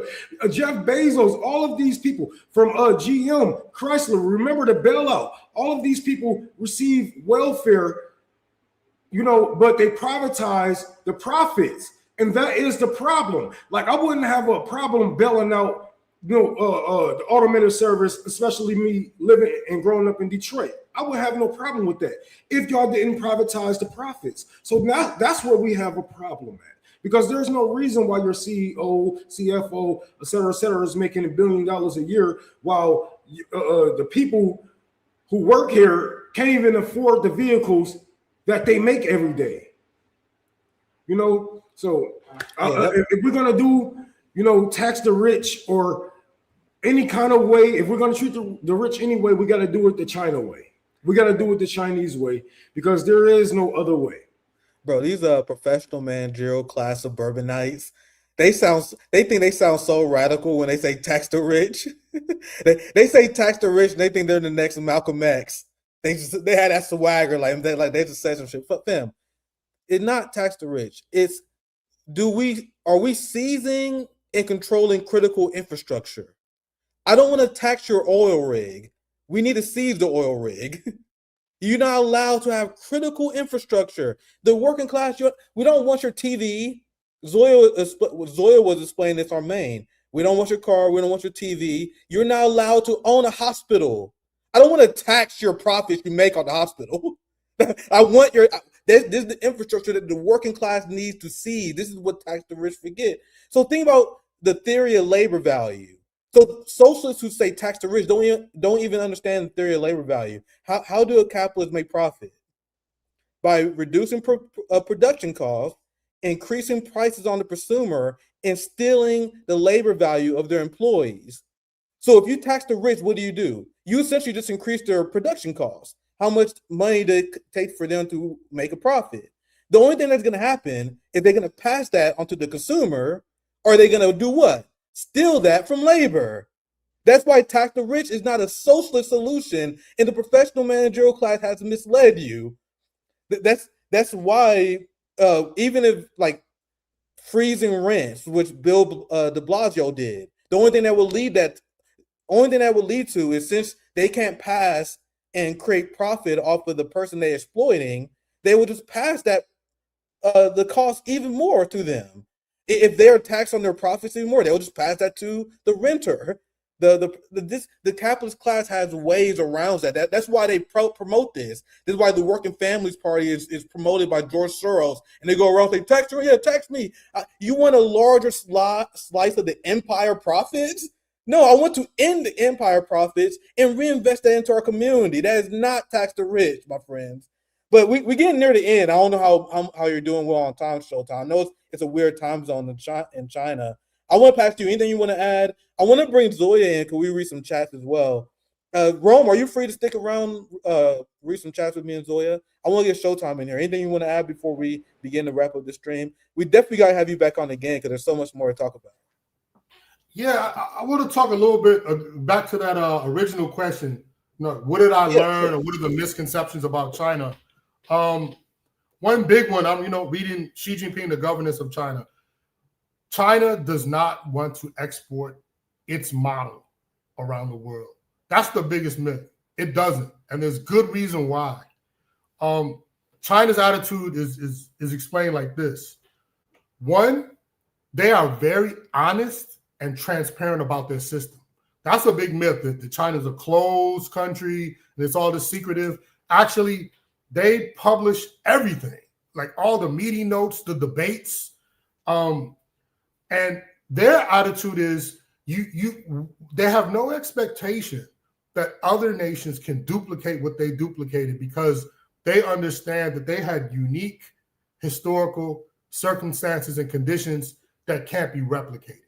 But what they can do is show you everything, open it, and they're very transparent about this, and very open to share their system and all of its contradictions.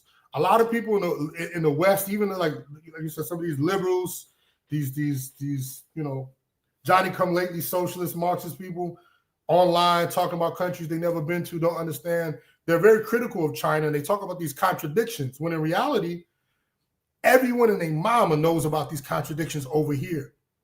They're talking about them and debating them and improving and moving upon them all the time.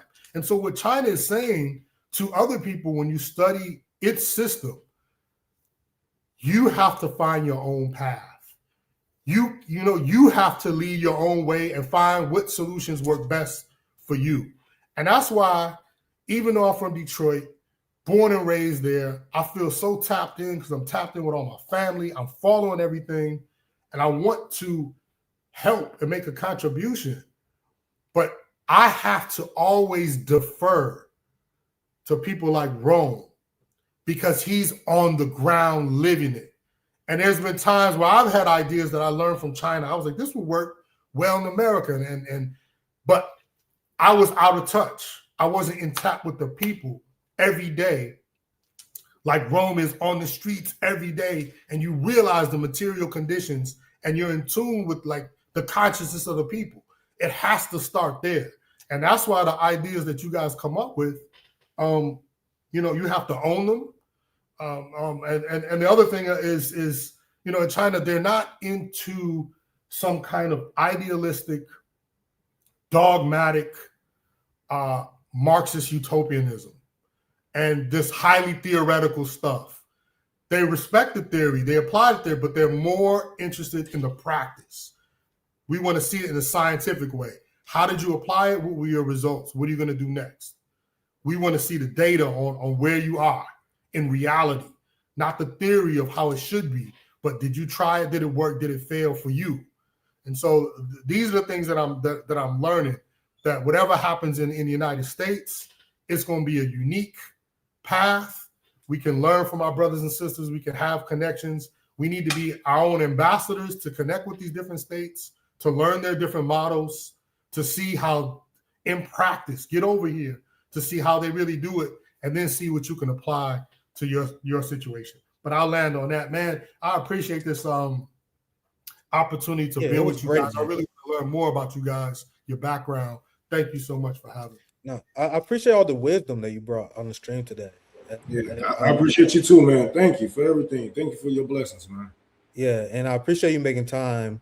I definitely have a lot to learn from Chinese. I still have a lot to learn myself. I explain this all the time. So when I visit China, I definitely got to hit you up. You definitely got to show me around the block because it's going to happen soon. I got my passport situation fixed. Bam, it's going to happen sooner than you guys think. I might get exiled from the United States, but I want to go to China, Moscow. I have a friend, you guys know John Ju. I want to go to North Korea, but we see how that goes. There's a lot of places we want to get to, but I appreciate you coming on Showtime. I want to let you go because I don't want to take too much of your time. Rome, how you doing on time? I want to get to some chats with Zoya.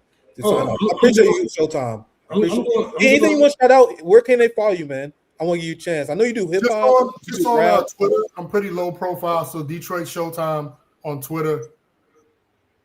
Absolutely, I appreciate it. With a Y, Showtime with a Y. You can see me going crazy, shit posting on there. Yeah, that's where I knew you from. So it's actually great to actually talk and meet with you for the first time. So thank you for coming on RBN. Rome, you want to hang out with me and Zoya a bit? Do you have time? Yeah, I got time. Yeah, you guys know we close our channel, my friends. Zoya's love, Zoya's life. What a banger conversation. I might have added the title because I didn't really dive into China's essentially upheaving the U.S. sanctions regime. I'm going to get to that very soon. You guys know I'm always in the lab cooking. We might have to edit the title, Zoya, to reflect the conversation. But how you doing, my friend? You mind taking over? I got to take a quick break. Let's get into it. Glad to have Rome here with me. Yeah. Rome was out giving haircuts to all people today. Yeah, I'm doing real work today. I'm tired. Well, this should be fast. Comrade Cranky, thank you for the $5. The Epstein class is the ultimate expression of depraved Western culture.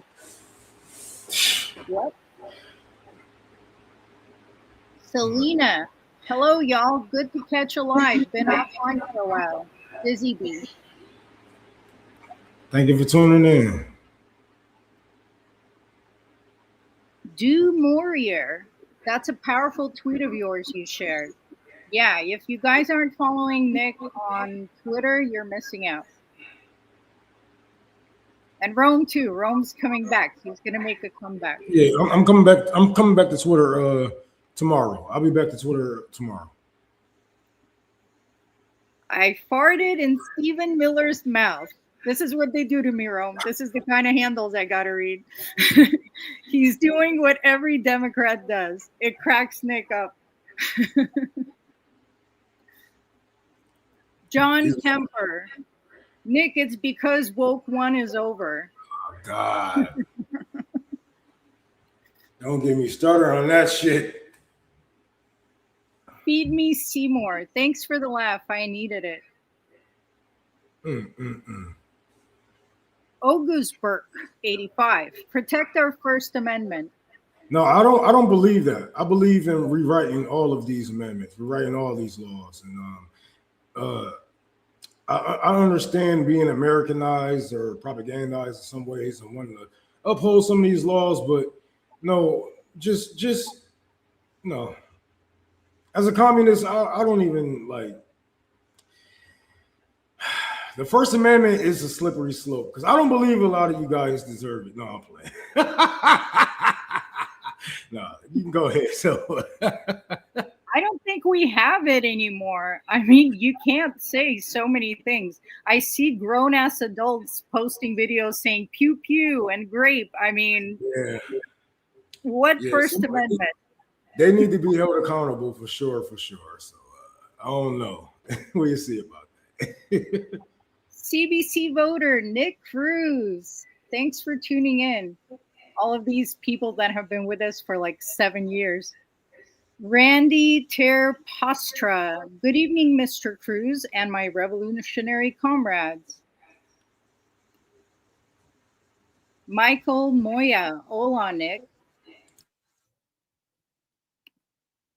Ashura. Wow, China calling out white-collar crime. Eric Bernhoff. They're lying about everything. Kukul Conman. China is 100% a better place to raise a family. China. All right. Young Eagles. America is the most corrupt country in the world. Yeah. Augusberg, what's up? What's up?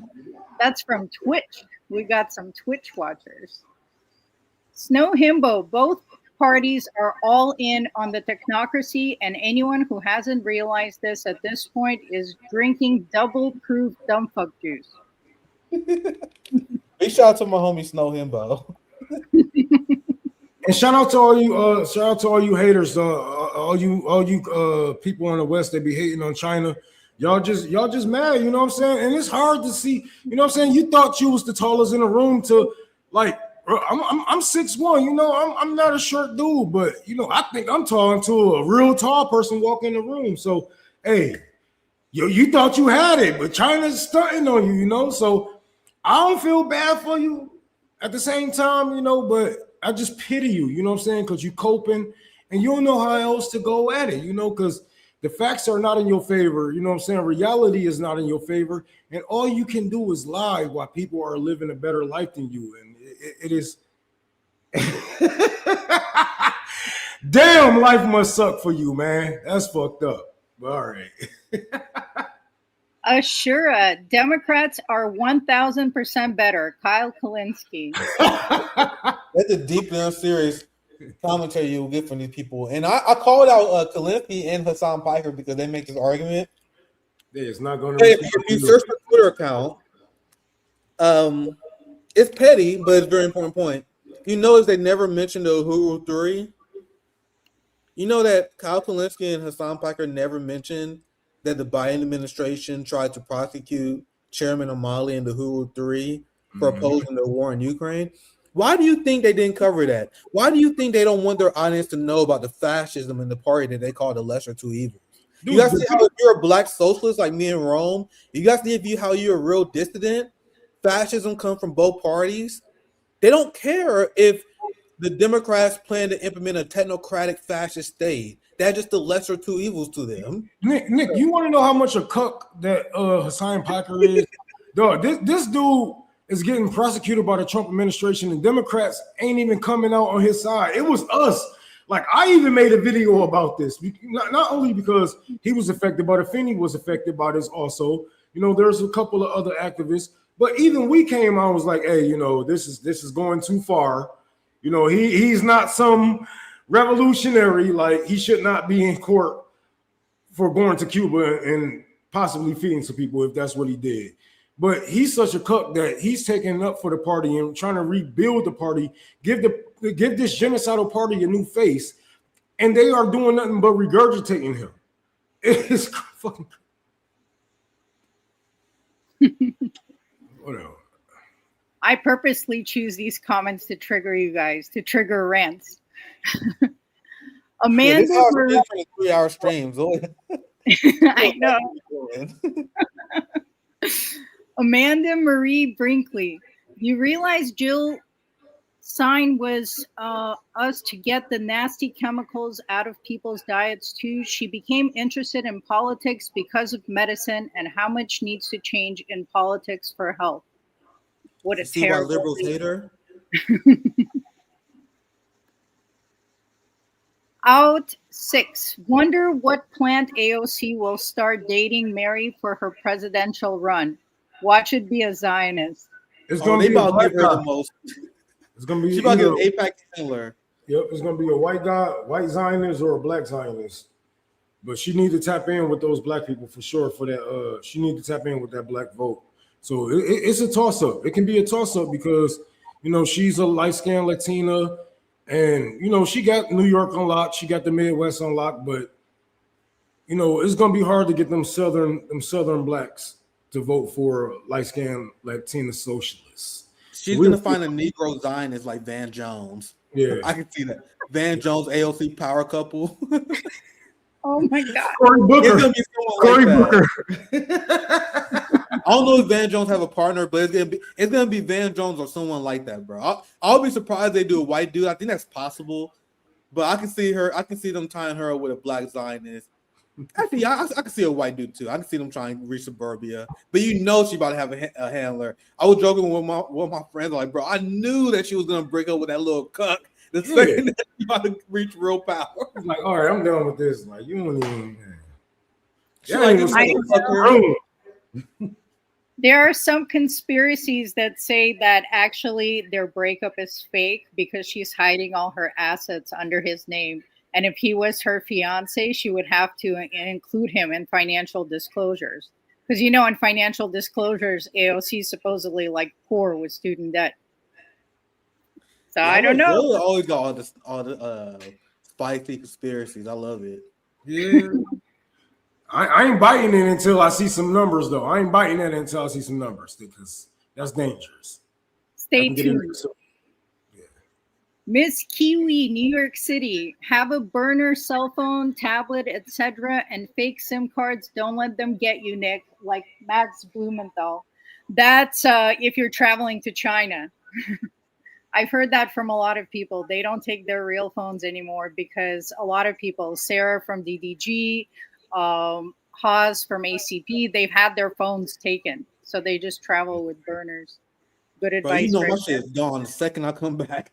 My shit is gone. Yeah, I'd have to get a whole new phone, new computer, everything. Man. They gonna have Nick They gonna have Nick talking like Richard. Come on, bro. That's sad. That's sad. Street cat munchies. No reform in this system. Absolutely not. Ravioli. I lived in China for some time and people generally seem very happy and they love foreigners unless they're Asian foreigners. I'm gonna use the Dave Chappelle rule, Rome. If I ever say we should stand with Israel, they got me, bro. That's my code word. Fuck away from me, bro. I can't say anything publicly, but get away from me, unsubscribe, run away. I'm gonna be like, yeah, guys, I think we need to change our position on Israel. We need to stand for the Israeli working class. Like if I start saying shit like that, bro, just unsubscribe. Oh man, that's crazy. Adar, you can't appease every person. Nick is a great example why.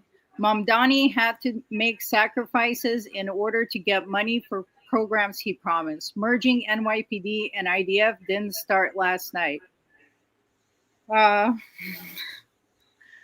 Mamdani did not get the programs that he promised. The buses, the free grocery stores, all of those things have not been funded. He promised to replace police with first responders and alternative programs. It ended up being like 4 people.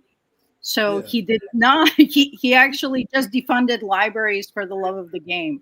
And you guys are manufacturing excuses for him because you think he's playing like 10D chess while he's actually betraying you to your face. And I'm not holding no politicians. The only thing I'm saying, I'll respond to this quickly because the only thing I'm saying is, why didn't y'all say that shit before the election, bro? Because everything you guys are saying now, as an excuse for why Mamdani didn't do the shit that he said he was gonna do. It's shit that I was telling you guys before the election. I was telling you guys that Zoran Mamdani is not gonna do shit to separate the NYPD and Israel. And then whenever I said that during the election, you guys like, Nick, why you being a negative Nancy? Don't you know he's campaigning on that? Now, after the election, now that Zoran took power, you guys sound like I did before the election. Remember when I explained to you guys how Zoran is not going to do anything to rein in the NYPD? When I had people say, oh, well, wouldn't it be good to have an abolitionist as mayor because what he said about the cops in the past? I wish you guys sound like this before all the excuses you guys make. Oh, don't you know that Zoran, he had to endorse Hakeem Jeffries. He had to make this deal with Democrats so they can help pass it.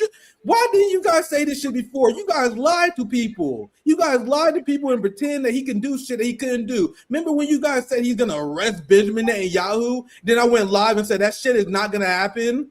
And now you guys come afterwards and you're like, well, don't you know, of course, we knew he wasn't going to arrest Benjamin Netanyahu. And this is why I call you guys out. You can support whatever politician you want. I don't give a fuck. But don't lie to the working class.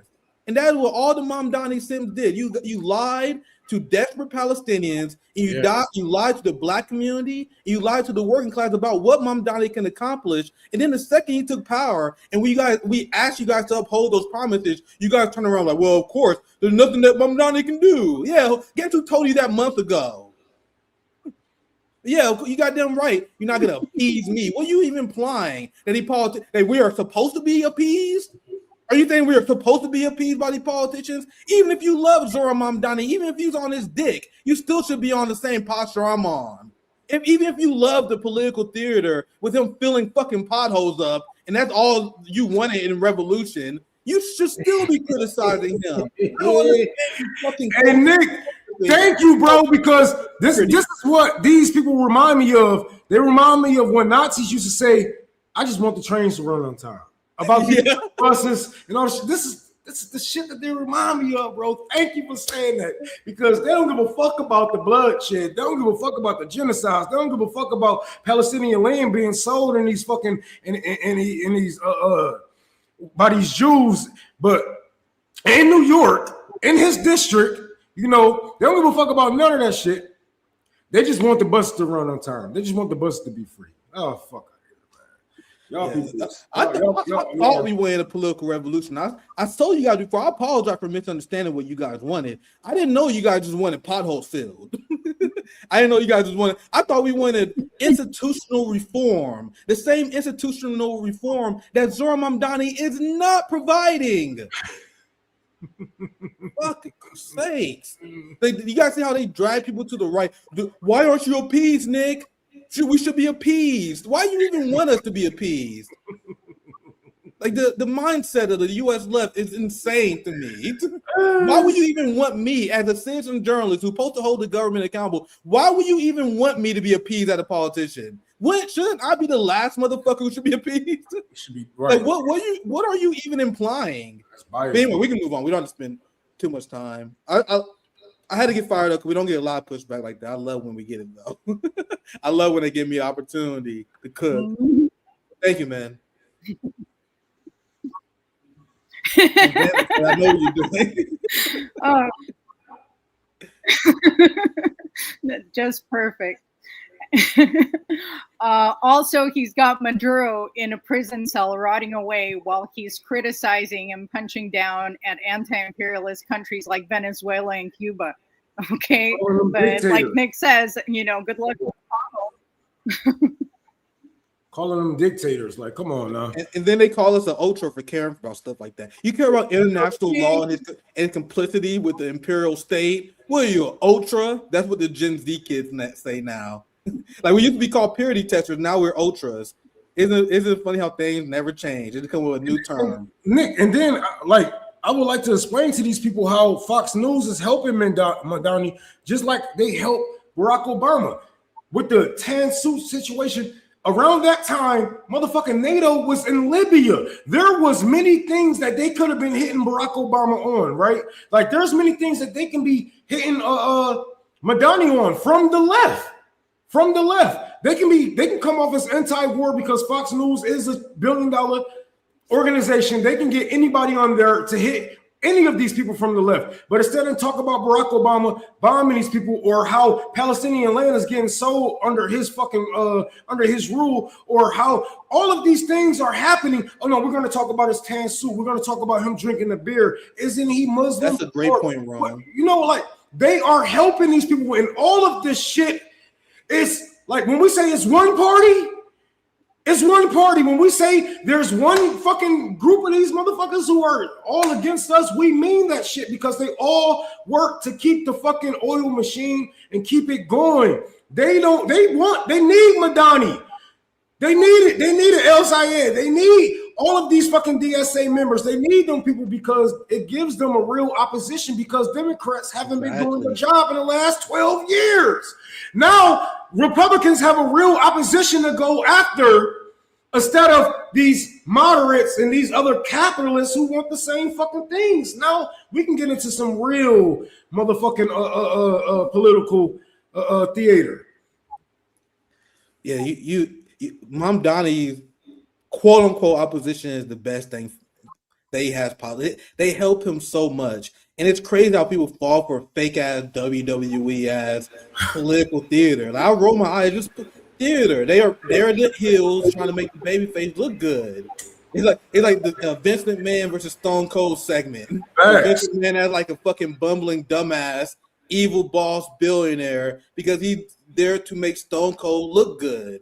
That's what the entire red blue game is, and people falling for it in the year 2026, man. God help us, Zoya.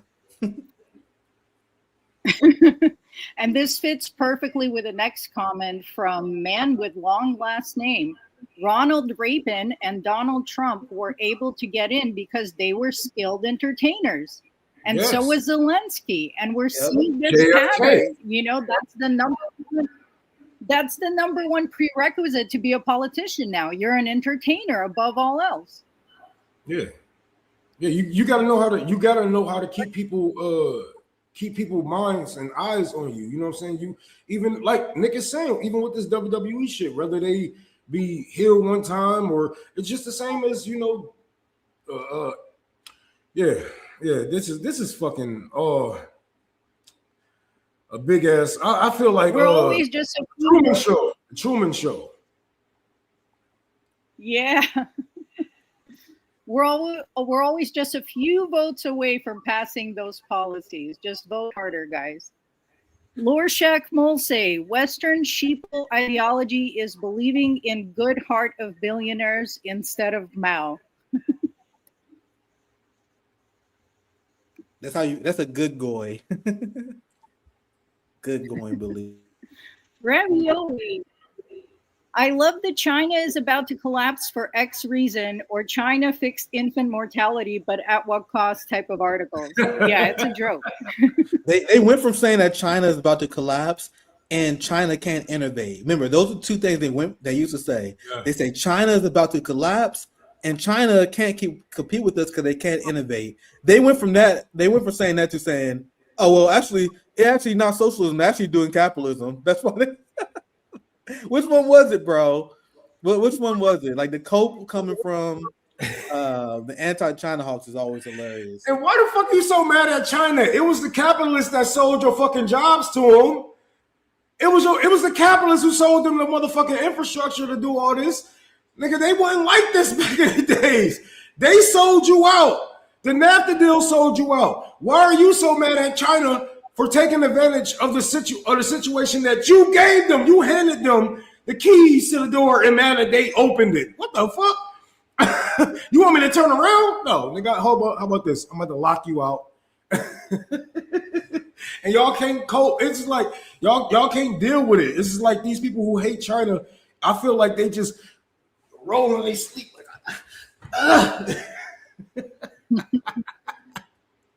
Hexen, when corporations harm the workers, it's called business. When the workers fight back, it's called terrorism. Ooh, that's well said.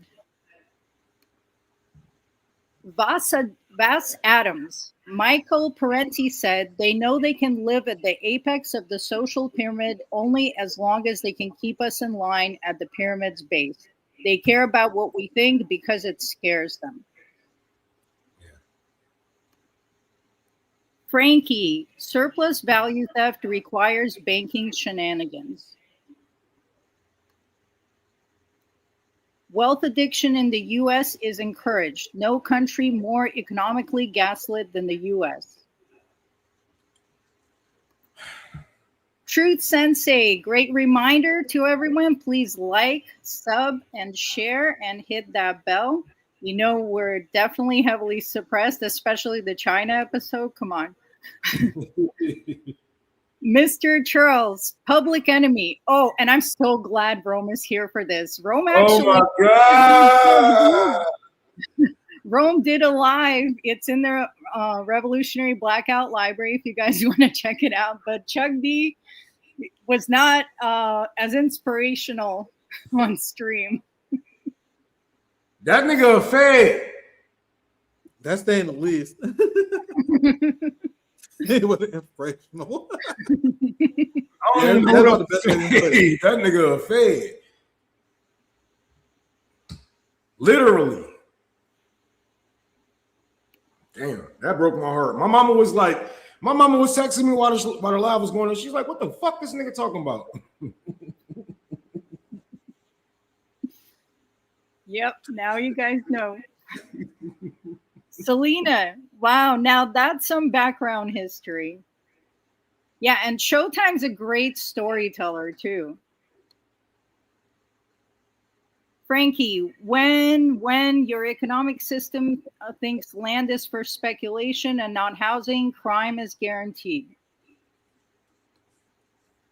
Lorshak Molse, Sacklers only had to pay some millions for the U.S. fentanyl crisis. Yeah, it's a good business model under capitalism. Man. Casey McCoy, it's how my husband died. He broke his ankle in a... Yeah, sorry to hear it. He broke his ankle in a car accident on the way to work. 10 years later, he died. That opiate shit was no joke. You hear a lot of stories like this. Mr. Charles, addiction is from the British US playbook. Truth above all, brilliantly said. We must meet people where they are. And can we hold on? This is why I still call white Americans European Americans, because they still have that British mindset of drugging. They just drop drugs anywhere. They don't give a fuck. But that's definitely one of their fucking playbooks. That's why when I instead of calling them, if I don't want to call them a cracker, I call them a European American. It makes them just as mad, if not madder. The one thing I will add is as revolutionaries, because like I'm trying to find the best way to say this, because I'm not trying to push back too hard. Liberals tend to say meet people where they are at. Like you hear Democrats say that. Obviously there are levels where we got to relate to people, but instead of meeting people where they're at, we have to appeal to people's material interest. You hear me? Instead of quote unquote meeting people where they're at, you appeal to people's material interest. Because what if that person have reactionary views? It's not a revolutionary job to affirm people's reactionary views that are harmful to their class interests. So instead of quote unquote meeting people where they're at, how you spread our ideology is appealing to people's material interests, which is why the social democrats who feel like they have to run away from socialism because they say, oh, we got to meet the suburbanites where they're at. That's how that's like liberals say that. No, you explain why it's in their interest. You use the failing state of capitalism. You use the potential of the working class to bring people to our position, which is best for them in the working class, if that makes sense. But Nick, you're right, because if I meet most of Americans where they are at, that would make me a Nazi. Yeah, they're not some people you don't want to meet, bro. That's the point I'm making. There's some people that we're not supposed to meet. You gotta like. I used this as an example before. The people that mal-organized, most of them was illiterate, bro. And they didn't read Lenin. They wasn't. When you look at historic revolutions, it wasn't like 70% of the population read revolutionary theory. No, you organize the workers by appealing to their material interests. Not everyone they're not going to be a scholar. They're not going to be theory reading revolutionary. They may not even call themselves socialists. You organize the workers. So that's and not really a pushback, it's like a mild pushback, because I understand why people say that, but it's kind of liberalism, if that makes sense. But go ahead, guys. Kukul Conman, 100%. I knew I was socialist before I even heard the word. What's up, comrade? Hell yeah, same here. Marvin Vargas, the incrementalism is just a stall tactic. They aren't sincere in trying to make a change. A lot of the political system want to run control that broken, corrupt system and get rich in the process. Yep. That's why they don't say nothing about the global south. Molotov for you. Rome is a real one. Thank you. Andor dude, civility politics protects the wealthy through a fake progressive mask. Yes. Another reason why they don't say nothing about the global south. Like, you know, my thing with these liberals is they act like they're not racist, but when it comes to bombing Arabs, when it comes to starving the South America and many other places, they are fucking they can be the most racist motherfuckers ever, bro. Like, it's that one song, "Love Me, I'm a Liberal." That motherfucker said, when it comes to North Korea, there's no one more red, white, and blue. And I have that every time I see a liberal talk shit about the DPRK, that song rings in my head because it's still true to this fucking day. That motherfucker would sound like a goddamn like a Ku Klux Klan, like a conservative white man in the fucking 60s when it comes to the DPRK. But they didn't say Black Lives Matter. T.Y. Cruz. In China, the people's government is above billionaires. Wouldn't that be nice? Don Hooligan. When someone says free to bet, just say China already did. The legal statistic of China lifting hundreds of millions out of abject poverty includes a vast majority of Tibet. Fact. Garlic lasagna, stoned with my favorite Marxist bros. Lorshek Mol said, Chinese healthcare seems to work very well. Their life expectancy grows faster than anywhere else, already higher than in the US. Spippity King, it's all the same capitalist racket no matter where these streets go. Rorschach Mole said, contrary to Western liberal anarchists, Lenin knew and Chinese know that communism is the final stage of socialism, not the first. That's for people who are always saying that China's not communist enough. They're constantly working towards it and passing legislation towards it. Selena, I find that experienced Marxists, etc., are focused on educating newbies like myself. Yeah, because I need you to be depressed like me. You know what I'm saying? The things I learned, you know, it burns a hole in my mind, and you know, it makes me depressed, sad, and defeatist, and I need to feed that upon. No, I'm playing. No, I'm talking shit. Marvin Vargas, smashed a like for MC Nick Cruse. Boy, Rome the GOAT. Thank you. That's Chase. My girlfriend. That's my girlfriend. Hey, baby, you should be asleep. Thank you for the $5. I love to learn from RBN. I love you.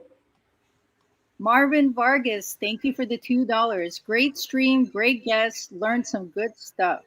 That's what it's all about. Yeah, our guest was cooking tonight. It was, and then we had Rome join. I was like, bro, bet. We gotta do this more often. I had a great time. I didn't cover all the topics I planned to, but hopefully you guys found this enjoyable and educational. Yeah, I definitely had time. I supposed to have been building a lemonade stand for this little girl around the corner, but her mama ain't bringing the screws or the brackets. I'm like, well, shit, you ain't gonna get no lemonade stand today. Yeah, it was a very heavy theory kind of stream. Appreciate you, Kat, for Nick's China trip. But I'll tell you guys, it's gonna happen. I'm saving my money now. I had spent like $150 on this passport shit. That's kind of hurt. I was traveling, so that cost me some money, but as we continue to grow, these trips gonna be not only happen, they can be more frequent. So I appreciate all the support on the channel. I appreciate anyone who donated in the room and supporting us, because that's how stuff like this happens. So we're gonna get to China. We just getting started, bro. RBN, we're really just getting started. What? Salvador, thank you for the $5. Ask Showtime. Let Zoya read it. I want Zoya to read all of it. Nick, ask Showtime to take you to the nightclub in Hong Kong where Chris Tucker asked some triads to shave his butt with samurai swords. Another sentence I never thought. That sounds like a bar from Eminem. That sounds like the Doc MF Doom or what the fuck? Tyler the Creator. Me and Nick looking in the index for buff neck niggas looking for some hot butt sex. Oh God! Thank you for the $5. Been a minute since I caught this show live, but I'm glad I tuned back. Keep up the great work. Good to have you back. Turn on those notifications. This is the kind of fun you've been missing out on. Bro. Thank you for the $2. Another great show. Keep doing what you are doing. Thank you so much. Rick's another one that's been with us for I met Nick. Nick out there with you. Good. No, yeah, Nick out there with you. Rick out there with you. Peace to Rick. I met Rick the second time I went to California. So shout out to Rick. He was there for Tour for the Poor when we first got it kicked off. I think we was like our second year. He was a big donor. He was there on the ground. Him, Amber. It was a handful of comrades out there. So shout out to y'all, man. Y'all, California always show love. But I'm gonna keep it real with y'all. Florida better than California, bro. I'm gonna keep it real. Kill me. Ouch. We got Tupac though. Come on. Yeah, but I'm like, y'all also got all those fake ass celebrities. Like, I remember asking the dude for the time, and he was like, "Do you know who I am?" I said, "Do I supposed to?" He's like, "I'm so and so." I was like, "You got a Twitter?" And I looked at, man, this nigga had 2,000 followers on Twitter. At that time, I had like 15,000. Like, I'm more famous than you, nigga. Fuck, bro. I'm dying. This man with 2,000 followers on Twitter, like, you know who I am? Do you know who I am, nigga? What the fuck? I just had time. Dude, that's so fun. That's the most fucking California shit. Dude, you know who I am? That's fucking hilarious. I was like, yeah, let me get the fuck up out of here. At least Florida niggas be like, yeah, I don't want you in these part of the woods. You know what I'm saying? California niggas ain't gonna tell you. They're gonna call the police one and say, yeah, it's that way. We have a black male. I'm shaking. Yeah, there's a lot of liberals out here. All right, guys. With that, we will be back on Monday. Every Monday, Wednesday, Friday, 8 p.m. Eastern Time. Please like, share, subscribe, and hit the bell. You can find us on Twitch, Kick, Rumble, X, and Telegram. Links are in the description. Also, as always, we are raising money for Gaza funds on Bonfire. You can buy some anti-imperialist merch, and 100% of the proceeds will go to Gaza funds, or you can directly donate to Gaza funds yourself. Anything else before we head out, guys? Donate to Tour for the Poor. Donate to Tour for the Poor. We're doing a back-to-school giveaway for 500 children. We got 300 backpacks so far. Trying to get 200 more with the paper erasers, crayons, markers, all that good stuff to go in the backpacks. If anybody support me, you should know the fucking links. I ain't got to say. But if you don't know, go on Revolutionary Blackout Twitter. We should have all the links up for you. But we are trying to raise money for the kids here on the east side of Detroit because they damn sure need it. No, that's not funny. That's not funny. I'm just tired. But I love y'all. Thank you to everybody who did donate so far too. All right, guys. I'll see you guys on Monday. I'm tired. Have a good weekend. Take care.